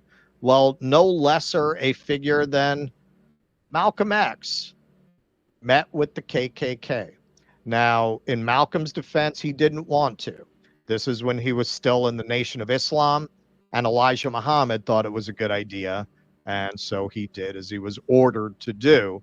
But as you could see here at the top, even though he was ordered to do it, he was very sassy about it. So at one point, to make them uncomfortable, he said, well, no, sure, we'll join. Do we get white robes too? And of course, the Klansmen didn't know what to do with that. He's, what, you mean we can't join the Klan? So, he was kind of trying to subvert the mission even as he was following orders. But here you go. They got a telegram from the KKK. So they sent a telegram saying, we have a lot in common. We have a lot of common interests. Maybe we can work together. Dispassionate as usual when asserting NOI, Nation of Islam doctrine, Muhammad stated that his battle was not against whites, but for the lost hearts and minds of black people. Both the Klan and the NOI, Muhammad summarized, opposed integration and race mixing. Each group was on record as opposing the goals of the Reverend Martin Luther King Jr., although for separate and unequal reasons. The Muslims viewed King as a chief rival. The Klan saw him as a dangerous threat to white hegemony. Moreover, Muhammad allowed for no hierarchy among Caucasians on the issue of white supremacy. From the sitting U.S. president to the imperial wizard, all were slammed as white devils. Accordingly, the messenger told his two ministers in Chicago that day that the Muslims and the Klan indeed had similar goals, but with different shading. Finally, playing his fingers across his lips, Elijah Muhammad calmly instructed a restrained Malcolm and a resigned Jeremiah X, you can meet with them devils. So the idea of, hey, let's all live separately as a white supremacist point of view, that's not new. That is not inconsistent with Darryl Cooper's defense of the right of black people in Compton to continue to have racial homogeneity in their neighborhood and to not have Mexican immigrants coming into the neighborhood to displace them. If you look at everything he says there, from the Europeans are uniquely averse to street violence, which if you know the smallest bit of history, this is why it's so absurd that people would take him seriously as a historian. If you know the smallest bit of history, that statement is completely fucking insane as anything else that he says there. From Tucker singling out Oswald Mosley as a victim of Churchill, or singling out Lincoln as violating democracy. These are all dog whistles to neo-Confederates, neo-Nazis, and white supremacists. And arguing black people have a right to their neighborhood, that does not in any way undermine that. There is a long history of that. As you can see, if the KKK would reach out to the Nation of Islam, are you going to argue that means the Klan was not racist because they felt they had common cause to make with the Nation of Islam, who were black separatists? Okay. So once again, nobody tweets out something like this who doesn't have goose stepping on the brain. Okay. This may be putting it too crudely for some, but the picture on the left was infinitely preferable in virtually every way than the one on the right. Nobody would go out of their way to get a picture of Hitler in front of the Eiffel Tower and juxtapose it against drag queens, which again, I was not a fan of that opening ceremony. I felt it was unnecessarily offensive, and it took a ceremony that's meant to be for the entire world and alienated a lot of the people it's ostensibly for. I'm not a fan of it, but I'm less of a fan of Hitler goose-stepping in front of the Eiffel Tower. So now finally, what have the consequences of all this been for Mr. Darryl Cooper? Because, for us, our sub count is gone up by a few hundred since our first segment. A lot of people seem to think we were gonna take a big hit over this. They thought we had more Nazis in our audience than we actually do. All right, so this is Martyr Made, September 7th. Amazing that Martyr Made, a history show with 6-hour-long episodes on suicide cults, human sacrifice, and coal miner strikes, is still #1 in all categories on iTunes. The hyenas are a loud minority, and I'm grateful so many people are willing to listen and think for themselves. Well, a funny thing happened between September 7th and as of this moment, because I looked it up this morning. I'm assuming it hasn't changed in the last couple hours. So in the top 6 slots, I don't see Martyr Made. Not only is it not #1, now for anyone who's saying they're suppressing him, so they're not suppressing Tucker Carlson, they're not suppressing Joe Rogan, they're only suppressing this guy. So where is he in the rankings? Oh, look at that. Drop 14. Drop 14 from the last reading, presumably September 7th. I take him at his word on this one thing, if not on most things, that he was #1 as of September 7th. So in the last 5 days, that's really that he's dropped 24 slots to number 25.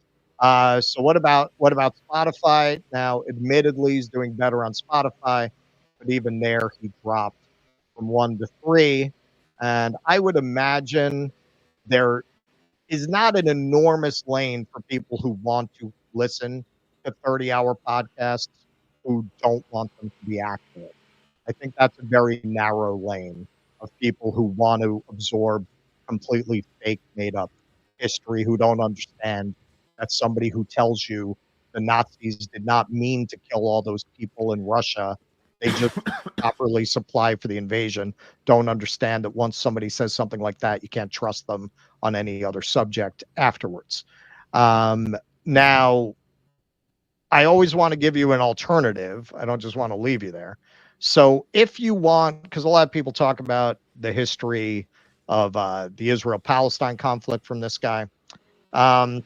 If you don't want to spend 30 hours listening to a Nazi explain the Middle East to you, The Origins of Zionism, 3-part series, Bez D. Marks on YouTube.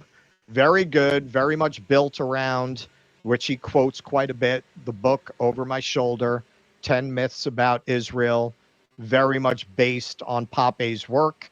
If you want to get a sense of the realities of that conflict, not given to you by a Fed with a podcast, not given to you by a half-bright grifter. The Origins of Zionism, Bez D. Marks. I would highly recommend it. I listened to the entire series. Only going to take up like 4.5 hours of your time as opposed to 30.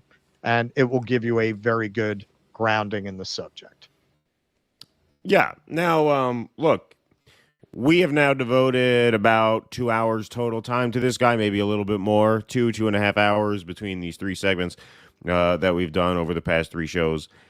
And we understand that some of you, are not happy with what we've had to say over these past 2 hours and change. But I would urge you not to judge our opinion of Daryl Cooper based solely on these 2 hours and 30 minutes or so. I'll have you know we are doing a 45-hour-long podcast series about the life of Daryl Cooper, where we will be evaluating him much more thoroughly. And so if you are very offended by what we've had to say in these 2.5 hours, don't be knee-jerk and judge us for that. I would refer you to our upcoming 45-hour series, and only after you listen to another 45 hours of our bloviating on him, on the life and times of Daryl Cooper, should you give your take on us. I think you owe that much to us. I think you owe us at least 35 more hours, if not 45. But I would urge you to spend 45 more hours listening to what we think about him before you tell us prematurely that you don't appreciate our take. I think that's the least we could ask. A lot of revelations in that podcast. It starts in a cloning lab in Brazil. Yeah, exactly. All right, folks. We're going to take some super chats and Rumble rants. We have more to get to here. China Show, let me call my guy. I'll make sure you won't sleep for 2 days. Thank you, China Show. Appreciate that. Eric Rousseau, the demons are coming into this country. Not good. The communist Democrats are registering them to vote. Yes, there you go. Thank you. So the local pound is a delicatessen. I bet the animal shelters are still full of tasty unwanted pets. Thank you, Eric Rousseau. What are you, a fucking park ranger now? Says Vinegaroon. Thank you very much. Appreciate that. Okay. Ken Manji, I listen to all of Taylor Swift's pop songs on Apple Music. There's no greatness here. Music for basic bitches. Thank you. Serpent and the LGBT rainbow. Thank you, Eric Rousseau. Appreciate that. All right, that would be a good satire. Yeah, there you go. Roger Meadows says, thanks for the $5, Roger. I tried to get others to cover More Perfect Union, but was told it recently became copyright protected. Glad to see it's not. Yeah, I ran it through the copyright check before we aired it, and it didn't detect anything. I doubt More Perfect Union would copyright their stuff. I mean, don't they want the word to get out about it? What sometimes happens we've made that mistake before, though. Yeah. I mean, I don't know. What sometimes happens is they'll use music that's copyrighted, and the music will get claimed. I'm not sure, but this seems to be okay. Kuznetsky Bassane, thanks for the $5. Gesundheit, DDNF fascism. Thank you very much. LTS, thanks for the $5. Je mange au tout le monde. Haitian Creole for enjoy your meal, everybody. There we go. Thank you. John Freese for $4.99 says, can I get a beagle on Instacart for my voodoo barbecue? Thank you, John Freese. Appreciate that. Kuznetsky Bassane, thanks for the $4.99. Appreciate that. Mobile Vulgus. Jimmy Dore interviewed an actual Holocaust denier. I expect a 1-hour-long struggle session denouncing him as a Nazi apologist. Smiley face. Be consistent. Who are you talking about? Are you talking about Ryan Dawson? I'm not familiar with Ryan Dawson. I know they got into this for a few seconds at the top. Here, let me go here. Let me go here, over here. Big John Dawson on JD defending him. Are you talking about Daryl Cooper? Yeah, I saw that part of it. Also said Cheney endorsed Hillary, LOL. No, look, Ryan Dawson said the same thing that Dave Smith said, which is wrong. Ryan Dawson said that people are freaking out because he criticized Churchill, and people are assuming that because he criticized Churchill, he's pro-Hitler. No. We fully understand that you can criticize Churchill without being pro-Hitler. The reason we say this guy is pro-Hitler is because he is pro-Hitler, and he has basically defended Adolf Hitler as being the victim of unfortunate circumstances. Yes. His hand was forced. Yeah. So just like, Dave Smith says, well, just because you criticize Churchill, that doesn't mean he's defending Hitler. That's true, but the facts are wrong. The facts are just wrong. You can't go by the lengthy book he wrote about exactly what he would do with power that he then went ahead and did. Right, that he then went ahead and did. Can't go by that. Yeah, absolutely. Writer Landeros, thanks for the $5. Tucker also had a guy on who mocked Emmett Till. Repugnant shit. Oh, yeah? Who's that? I don't even know. Never even heard of that one. We're not super tuned into that. We were just, we were made aware of this. This is this is Daryl, and this is my other brother, Daryl. Guess the reference. Thank you, Eric. I know it, but I can't put my finger on it. Oh, I don't know. From? I just thought it was funny. No, I know it, but I can't remember what it's from. Yeah, I like this one. In the Nick Adams voice, Taylor Swift, not even physically attractive, to be honest. Also unlikely to make steak breakfast to have dinner ready at 6 p.m. sharp. Really mid. She's mid. That's right. Thank you, Ken Manji. To my ear, and I'm sure Aussies would disagree, I thought that was not a bad Australian. Yeah, it's not too bad. That was pretty good. All right, Russell, I'm going to spring this on you because I'm springing this on myself, but I just saw on Twitter. We got to do this as a segment, so pardon this. So we're reacting to this live just the way you guys are. We do not really know what we're about to read here. But apparently in St. Petersburg Uhurus guilty of conspiracy, but not guilty of acting as Russian agents. So this is the Tampa Bay Times, just reported this right now. A federal jury deliberated all day Wednesday before returning a verdict Thursday, convicting the activists on one of 2 criminal charges. Let me get rid of this ad here. What the fuck is this? Okay. How could they be guilty of the one and not the other? Yeah, I don't know. Like I said, we're reading this right now. The Uhurus said their support of Russia was free speech. On Thursday, a federal jury said it was a crime. After a week-long trial that touched on complicated issues of national security, foreign relations, and the limits of the First Amendment, a panel of 8 men and 4 women found 3 members of the St. Petersburg-based African activist group guilty of conspiring to act as unregistered Russian agents, but the jury found the group not guilty of the more serious charge of acting as agents of a foreign government. I don't understand how that makes sense. We'll keep reading. The defendant showed no immediate reaction as U.S. District Judge William Young announced the verdict Thursday morning. Minutes later, though, their mood was jubilant as they strode out of the courtroom on the arms of their families amid a crowd of supporters who had watched the trial closely. Relentless, declared Omala Yeshitela, the longtime leader of the Uhuru movement and its umbrella organization, the African People's Socialist Party, Uhuru. Penny Hess, 78, and Jesse Novell, 34, members of the group's white allies, were also found guilty for their respective roles. God damn it, they got to advertise half a second apart.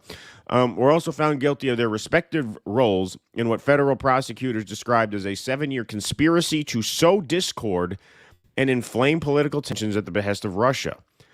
A fourth defendant, August C. Romaine Jr., a former Uhuru member who in 2018 founded the Atlanta-based Black Hammer Party, was also convicted of conspiracy. The conspiracy charge carries a maximum sentence of 5 years in prison. It was the less serious of the two. No sentencing date has been set. The most important thing is they were unable to convict us of working for anybody except black people, Yeshitela said in a news conference afterward on the front steps of the U.S. District Courthouse. Quote, I am willing to be charged and found guilty of working for black people. Behind him, supporters raised fists and again shouted, Uhuru, the Swahili word means freedom. Yeshitela praised their lawyers, calling them a legal dream team that was a nightmare for the prosecution. This doesn't stop here, said Mutake Akbar, who represents Novell. We will appeal this. Hess's attorney, Leonard Goodman, said he wasn't sure why the jury reached the verdict that they did. He speculated that they may not have fully understood the charges. He reiterated the defense's argument that the government prosecuted the Uhurus to censor them for their pro-Russian views. This case has always been about free speech, he said. The trial capped a 2-year... Okay, we know that. We don't need to hear that. We know the background of the case. I'm trying to they get going to this... appeal? Well, let's see. No, yeah, we don't need all that. We already know the history of the case. I'm just trying to get information about the verdict here. Excuse me. Okay, here we go. In the years that followed, the Uhuru movement took a decidedly pro-Russian bent. Blah, blah, blah. Let's see here. Okay. All right. I guess we'll read more. Okay, fine, we'll read it.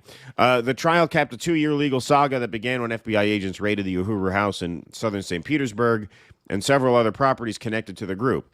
An indictment unsealed the same day detailed the allegations that a Russian man, Alexander Ionov, had worked for years to foster relationships with American activist groups in an effort to inflame political tensions and sow discord in U.S. politics. Ionov, 34, runs the Anti-Globalization Movement of Russia, an organization whose stated mission includes support for Russian sovereignty and security. The organization is funded by the Russian government. In 2015, Ionov invited Yeshitela to Moscow to discuss future cooperations. Prosecutors alleged he offered to pay the Uhuru movement and spread their message to an international audience in return for their assistance in carrying out various actions and events. Upon his return to the U.S., Yeshitela told other members of the African People's Socialist Party that it appeared Ivanov's group was an instrument of the Russian government, and that does not disturb us. In the years that followed, the Uhuru movement took on a decidedly pro-Russian bent. At Ionov's behest, prosecutors said they published Russian propaganda, including articles written by him in their newspaper, The Burning Spear, hosted him in video conferences, and organized protests featuring Russian messaging and disinformation. Okay, so far this seems all like speech to me. Ionov had similar relationship with Romaine's group. Evidence presented at trial showed he enlisted Romaine to organize 3 different protests in Atlanta and California featuring pro-Russian messages. The Uhurus were unaware that Ionov communicated regularly about his meddling in the U.S. with intelligence officers in Russia's Federal Security Service, the defense said. He issued reports about his activities with the Uhurus and other groups with his agency and followed through on orders to carry out actions. Prosecutors describe him as a middleman between Russian intelligence and the Uhuru movement, over which they said he exercised direction and control. The connection the government argued effectively made the Uhurus act as Russian agents. The defense adamantly denied that Ionov controlled the group. Omali Yeshitela is not for sale, his attorney, Aide Griffin, told the jury in closing arguments. Among the evidence they highlighted was a Facebook message Yeshitela sent to Ionov in 2016. In it, he stressed that the nature of their cooperation with him was allies, not employees. The defense noted that Yeshitela and others sometimes refused to do things Ionov asked of them. Romain, who represented himself throughout most of the trial, tried to suggest in cross-examination of witnesses that the FBI targeted the group in a bid to silence criticism of President Joe Biden. His questioning and arguments, which often veered off topic, drew frequent objections from prosecutors. At one point, he questioned why the FBI hadn't arrested bigger fish. What kind of fools arrest the small fish while letting the big fish go free, he said. Romain relented in his self-representation only when it came time for closing arguments. His standby attorney, Mark O'Brien, delivered arguments on his behalf with scant time to prepare. None of the jurors were African American, a fact not overlooked by the defense. Yeah, that's bizarre. A panel originally included one black woman, but she was dismissed after she did not appear at the start of the trial's second week. Akbar, Neville's attorney, asked that the woman be replaced by an alternate juror who was also black, saying he didn't think the remaining panel would reflect a cross-section of the community. But the judge declined, citing federal court rules that state alternate jurors must replace jurors in the same sequence in which they were selected. So that is the entire article. So I don't understand why they would be guilty of one but not the other. Yeah, it does sound like the jury might not have completely understood the case because it's not your usual thing. Yeah. It was not, killed the husband for the insurance money kind of shit. This is complicated. So what was that? Attempted to conspire, the conspiracy to act as foreign agents, but not acting as foreign agents? Like, that doesn't seem... It's a very confusing ruling. I wonder if they're going to appeal. I would imagine they would. Given that split verdict. They should. Yeah, they given that split verdict, I don't see how they couldn't. Yeah. So anyway, we wanted to break that for you. It is quite confusing. I'm not sure. And I don't know why the one would carry such a lighter sentence than the other. This one carries a maximum of 5 years. So, I mean, obviously we hope for the best on that. But they should appeal the verdict if there was confusion about that. Now, if they appeal the verdict, is there a risk that they'll get found guilty of both? I don't think I don't know. so. I don't know No, how it I don't. works. I don't think it works that way because they're clear to the one charge already. So you're just appealing that verdict. No. That doesn't open the whole thing. That would be a mistrial. Yeah. That Yeah. doesn't open them up to the other charge again. Yeah, exactly. Okay. All right. So there we have it. A mixed verdict on the Uhuru case. I figure we should break that to all you guys, especially since we're not on again until Sunday. Excuse me. All right, we have one more story to do, but we'll take some super chats first. Our last story is a short one. Kawaii Cowboy, thanks for the $10. My mom said last night I went so far left I went right because I refused to support Killer Kamala. Appreciate visiting my safe space with the two nice Jew boys to be a self-hating black woman in peace. Well, thank you, Kawaii Cowboy. Appreciate that. Furrow Screen Fire Dancer. I was going to call in about the riots when it was going on, but I chickened out. I might try again on Sunday, and I'll have you know my family's jelly deal takeaway is thriving. There you go. Beautiful. Thank you. Apparently they are appealing. I guess we didn't catch it. Oh, they are appealing. Okay. All right. Well, then we'll see. I mean, someone's saying we actually read that, and I guess neither one of us caught it. Oh, okay. So we read that? Okay. Excuse me. Yeah, well, because that's what Lenny Goodman, who is Penny Hess's lawyer, told me when I interviewed the both of them.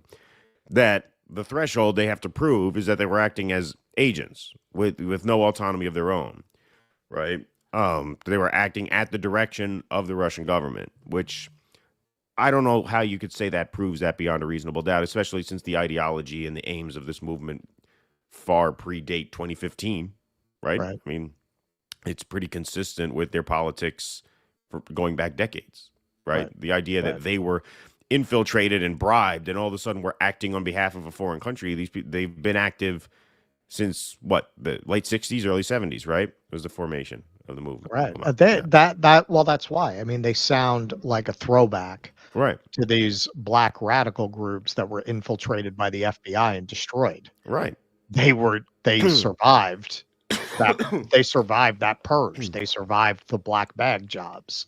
Right. So you can prove beyond a reasonable doubt that they're just acting on behalf of the Russian government, as if they don't have a 45-year history that predates. That's what I'm saying. I mean, it sounds like Russian? it sounds like just the jury didn't even completely understand the charges. Yeah. All right. Well, we will keep everybody up to date on that.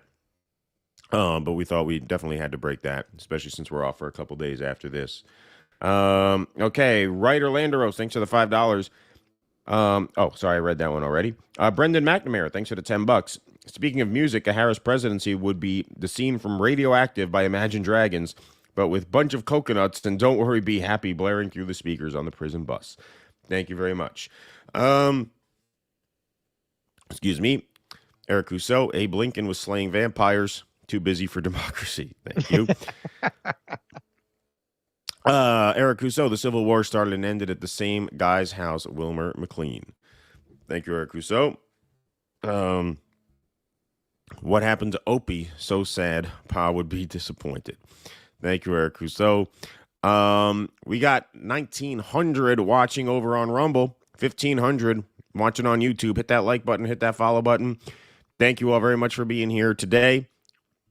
We will do the patron scroll after this. I was gonna save it to the end because I'm afraid to screen share because it'll fuck up the audio, but we just did a screen share and it seemed to work fine. So we'll get our patron scroll taken care of after this final segment of the day, folks. There have been a lot of low points in the Biden presidency.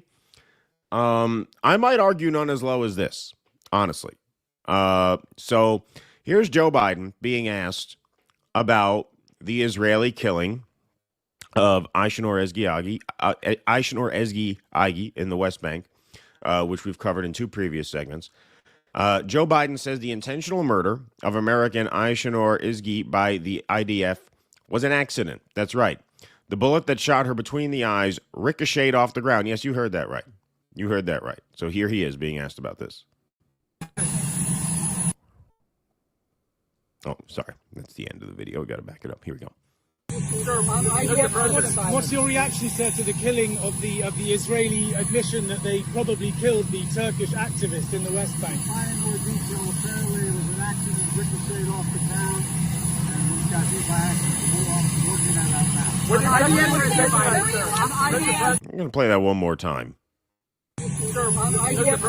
What's your reaction, sir, to the killing of the Israeli admission that they probably killed the Turkish activist in the West Bank? In more detail, apparently it was an accident, ricocheted off the ground, and we got hit by accident. We're working on that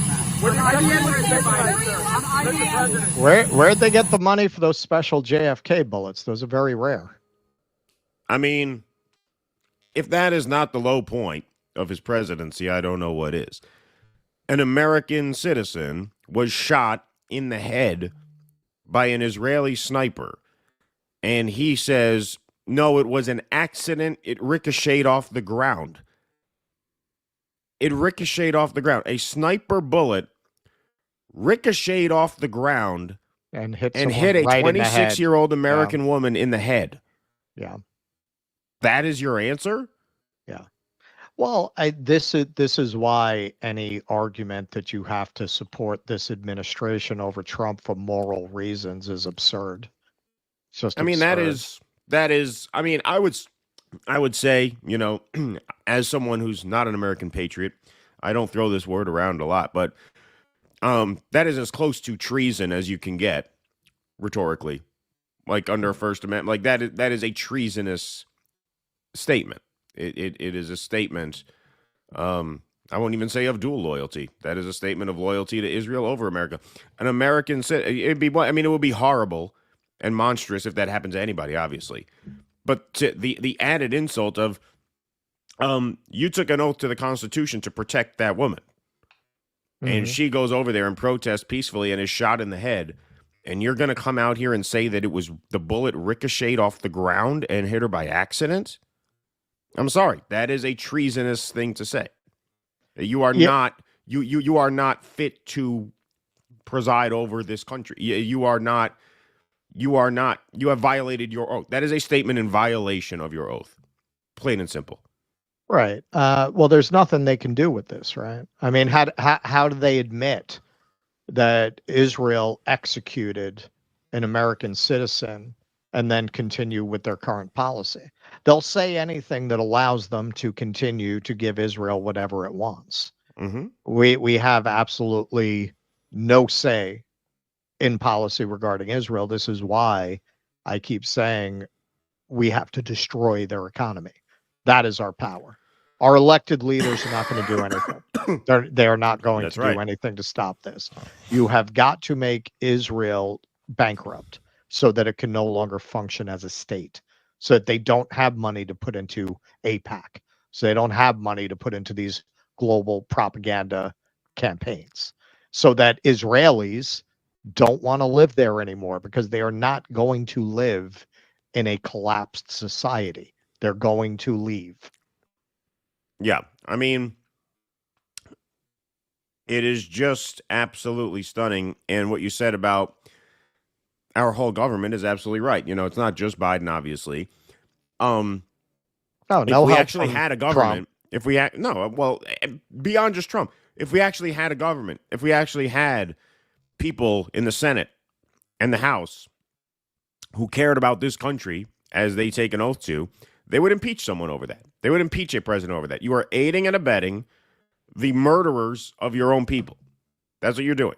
You are an accessory after the fact to the murder of your own citizen by saying something so transparently absurd as to say that a sniper fired a shot into the ground, which right away, that's absurd. A sniper fires a shot into the ground. And then to add that it bounced up off the ground and then happened to hit her in the head? You should be impeached and thrown out of office for that. If you had a government, if you had a functioning government, you would not be in office the day after that. Well, if you had a functioning government, a man who clearly doesn't know where he is half the time would not be in office. Yeah, that is just really a low point. No other way to put that. All right, folks, we are going to shout out our supporters while we read our remaining super chats and Rumble rants. So get them in if you got them. Thank you guys very much for being here today. We had a nice crowd for a special time slot here. It is 3:22 on the East Coast. Program by becoming a member at patreon.com/do dissidents.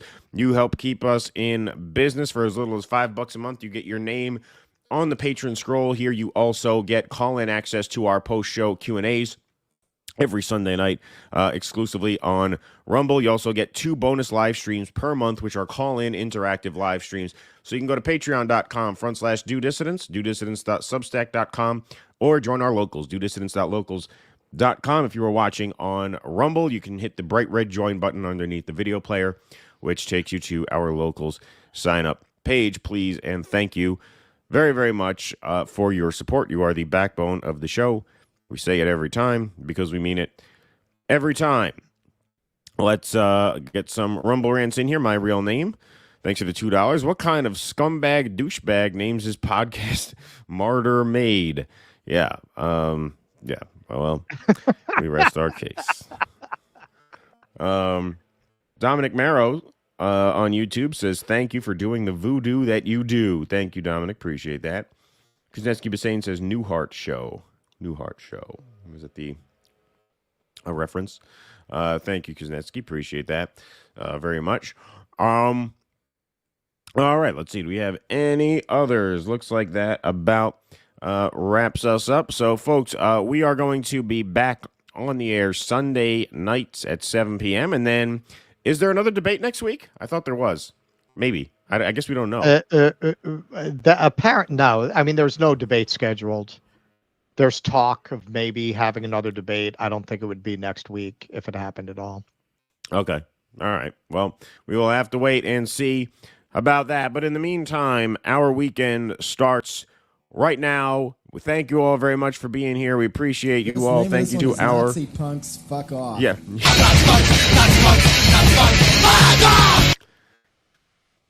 Thank you very much to all of our YouTubers and our Rumblers. We appreciate you very much. We will be back on the air for our flagship Sunday evening broadcast this Sunday at 7 p.m. Until then, we thank you very much for this afternoon. Everybody be safe and be well. Courage! Please clap.